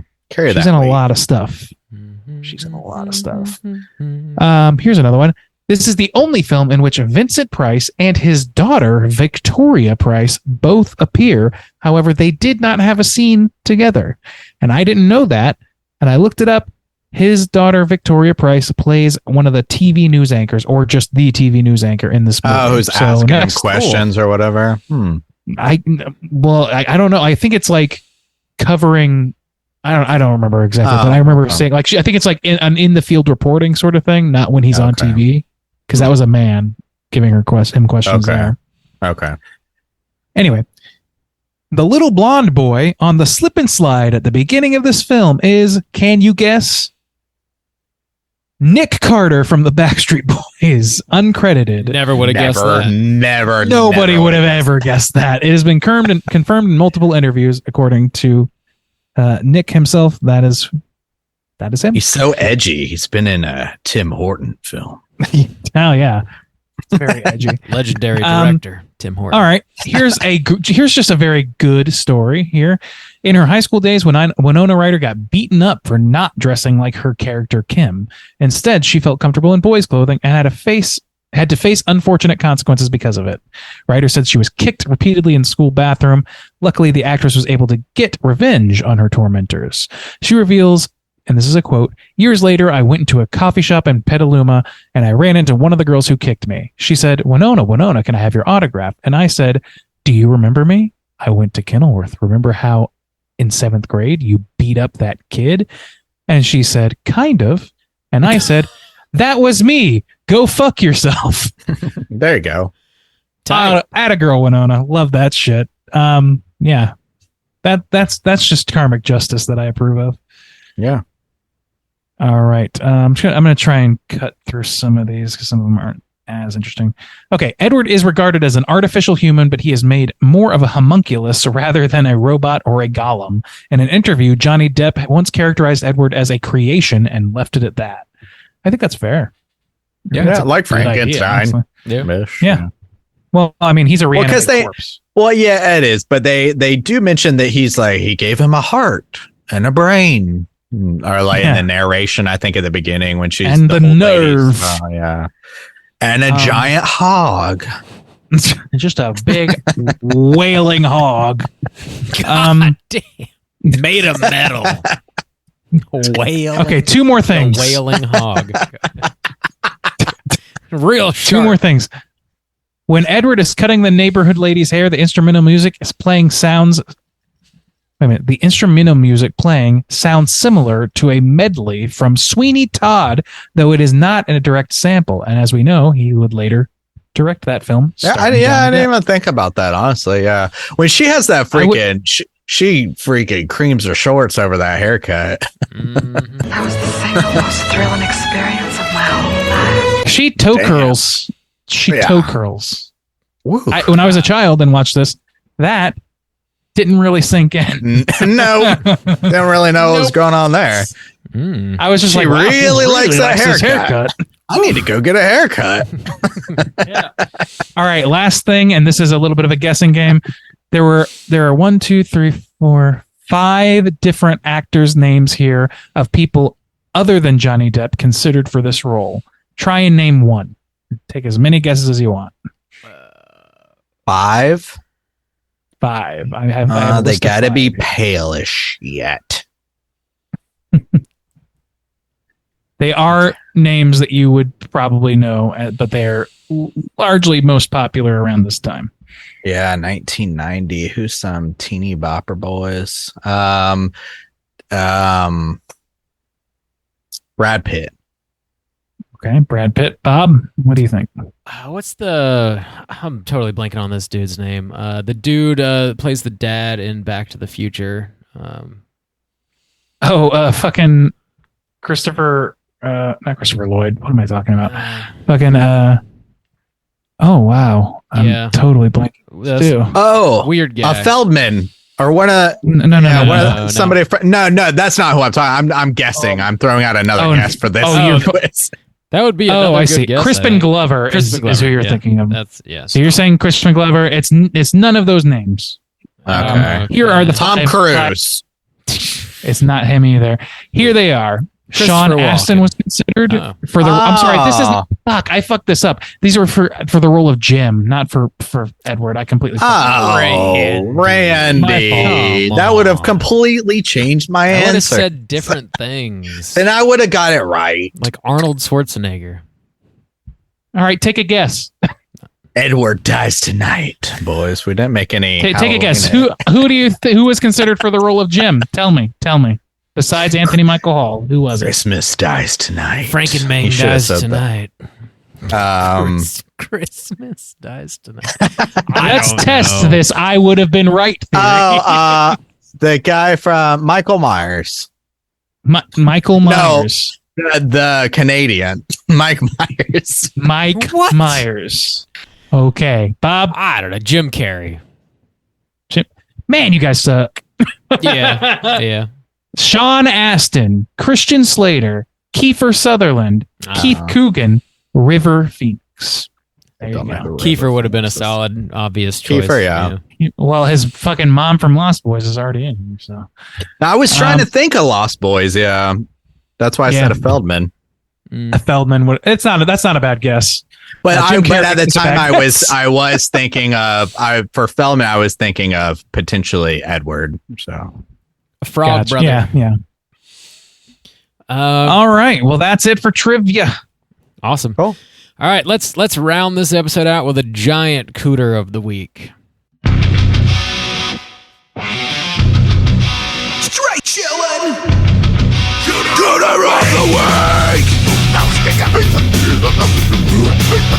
of the Juice, what is a cooter and why do we hunt them? Oh, Cooter's character type in a straight, chillin', exclusive. Cooter must hit 3 of these 5 points to be considered a cooter, but we want the cooter with the most points. The 5 points of cooterdom are sexual deviance, manipulation, smug arrogance, overall looking attire, and overall patheticness. Boys, we've got 3 movies to choose from. We gotta have some cooters. Why don't we start off with, let's work our way backwards. The guy we were just guessing about. Anthony Michael Hall? Yeah, Anthony Michael Hall. We've already given it to him in a Halloween movie. Let's see if we can get him in a Tim Burton movie. He's definitely manipulative. And smug. Manipulation, smug arrogance. Check. The dress is patheticness. I would say patheticness. Yeah. Oh, yeah. His like immense hatred for his dad and shit, like making that dude drink. I don't know what his dad is like. Yeah, the drink and drive and all stuff. Don't you want to get a new van where we can be together anytime we want? Like, oh, fuck you. And him also just like, you think she wants you, Edward? She wants this hog. I do love Anthony Michael Hall in this role because before this, I think every movie that I knew him in before this, he was like the downtrodden nerd type, and he totally changed types movie. So good for him on that. Yep. But anyway, yeah, he's a cooter, but I would argue not the biggest cooter in this movie. No, let's go with what's her name? Rapist. Joyce. Yeah, the rapist. Joyce, the Ambrosia rapist. Ambrosia. The Ambrosia rapist is on the loose. She rapes that mouth and then she goes for that peen but gets denied. She starts slamming shit into his mouth. What a sound clip we've got. Now we're all the cooters. So yes, sexual deviance. Obviously, she's just trying to bang everyone. I love how patheticness. Pathetic manipulation. When she comes over, she's like, "Oh, it's time's the barbecue." Yeah, and she's just lying. She's just telling lies. Yeah. About she's a liar. Oh yeah. Like, manipulation. Yeah, looking at attire, she is tacky as shit. Dude, them titties are just out, son. They are popping out. She's the cooter out of this movie, I would say. Yeah. And like, let's see who she's sharing cells with. I was thinking about Frankenweenie. I can't really think of anybody. Yeah. It would mostly be the neighbor, I would think. And he's like smug, arrogant. Yeah, he's like smug, arrogant, and he's kind of pathetic. He's a little manipulative towards the Winona Ryder character, girl. Yeah, but I mean, it's debatable at best. I'd be a cooter light. I think he's a cooter that would be. I think he would be a cooter if we saw more of him. Yeah. Where I'm into that. Cooter light. Other than that, though, like there's like you could maybe say the Igor kid, but nah. I don't think so. Just a kid, you know. So our first movie, Sleepy Hollow, the Miss Van Tassel or whatever. Sure, yeah. The witch girl. Yeah, pale lady. Number 2. Number 2, yeah. She is manipulative. She has this whole crazy plan that she's concocted that's very complicated. She is smug, arrogant. Yeah.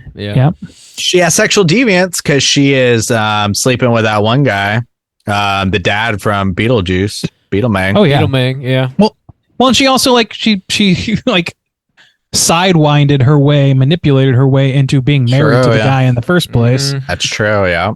For his money. So that she is kind of pathetic because she sold her soul to the devil. I would say that's kind of pathetic. And she also tells do it yourself. She tells the Headless Horseman to murder a child too. Yeah. Goddamn. Yeah. I only sell my soul to myself. Thanks you. And looking attire, they're all just like old timey. She kind of she's old timey, and at the end she gets real like gothic horror looking, and it's all awesome. So no complaints there. I think she hits enough points though. Yeah, I think. But definitely Joyce. Wow, are all the Cooters women? No, Anthony Michael Hall. Yeah. But the biggest Cooters are Tim Burton. Old Time Horton. He really hates the ladies, as we all know. That's what we found out. They're the real villains. Oh wow. That's what I've learned. Oh wow. Eat her later. That's time. So yeah, I think we got him. Anybody else you want to nominate, boys? No, I don't think so. I think that's. We got our Cooters. Pumpkins. Let's go. Cool. Well, man, I mean that's 3 movies. That's the triple feature. Whew, boys, we did it. We did it. We done it. We did it. Another super packed Halloween episode in the books. Number 10. I think this is the 10th year we've done this. I think. I don't know if we did a Halloween special though the first year. That's when we were first getting started. And it has evolved. We've done different things. It hasn't always been a triple feature, but it's evolved. No. Over the years. It used to be a double feature. Yeah. Yeah. I can't fucking stop adding. But that's not big enough. More. No, we should do quadruple feature. You know, you might be onto something there, Randy, and we'll do it every week in October. We're gonna do it every week of the year. You mean, of course, dude? We've got nothing but time to. We got a lot of horror movies to go. We somehow got to pick up the pace. So that's the only way I see we can get them all. We got nothing but time Horton on our hands. So let's get to going. Damn. Oh boy. We're just gonna do this every day. We're just gonna Next review year? the movie every day. Next year, you're all just gonna get a rock. I got a rock. You're gonna get 365 movie reviews and bonus Patreon episodes. You can buy my liver on Patreon for the low price of $25 a subscription. You looking for a liver? Heavily used? rough shape. It's in fair to bad condition, but you can have it for a song. Fair to roadkill. It's somewhere. But it's a collector's item, so it is, yeah. This is Randy's liver here from Straight Trail. I'll throw in an NFT for you. Oh, thank God. Thank God. Well, hopefully you guys are having a great Halloween season and getting in the spirit of the holiday, carving up your jack-o'-lanterns, eating 18 pounds of candy a day, and just going buck wild. Yeah, I don't know. Thanks, Bob. Anything I appreciate else, that. Hey, anything else you guys want to ramble off there before we close out? We don't have any voicemails this week. Yeah. I guess we could check out some prompts for next week if you guys have anything in mind. Well, by time coming up. Go ahead. No, you start it. Nope, go ahead. We're going to the same place. Go ahead. Okay. So spooky season's ending. This is our big fare thee well to the season. We're gonna be jumping into some other fall stuff, some winter stuff. Where is your seasonal viewing at right now? What are you kicking off post spooky season with? Are you easing in? Are you hitting a hard cut and then starting your Home Alone viewing right away? What are you doing? When are you watching Blood Rage? Dude. Yeah. Soon. Real soon. Yeah, let us know what you've been doing for the month of October. What you got? Yeah, how was everything? Check in. Yeah, how was your spooky season? We've been celebrating it for 4 months now. It's time. All good things must come to an end. It's always sad to see it go, but it was a good time. We had a lot of good stuff going on. It's only 8 more short months until the next season. I know. We'll be counting down before you know it. That's how years work. Yeah. Call in and let us know at 904-638-3231. We will be back next week with a new show. As always, we're tackling another Patreon pick.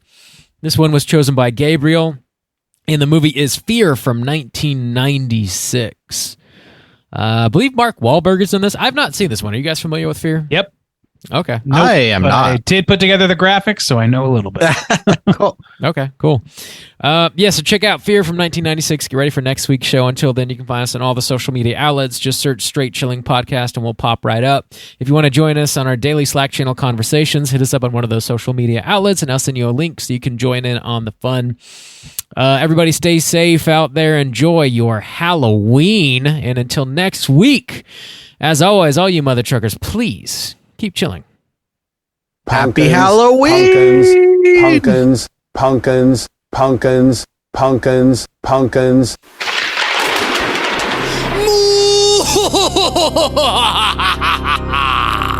Gather round, all you ghastly ghouls, and kick off this Halloween season with scary good music and even scarier movies. Monster House Records is a brand new vinyl record retailer specializing in punk rock music and horror movie memorabilia.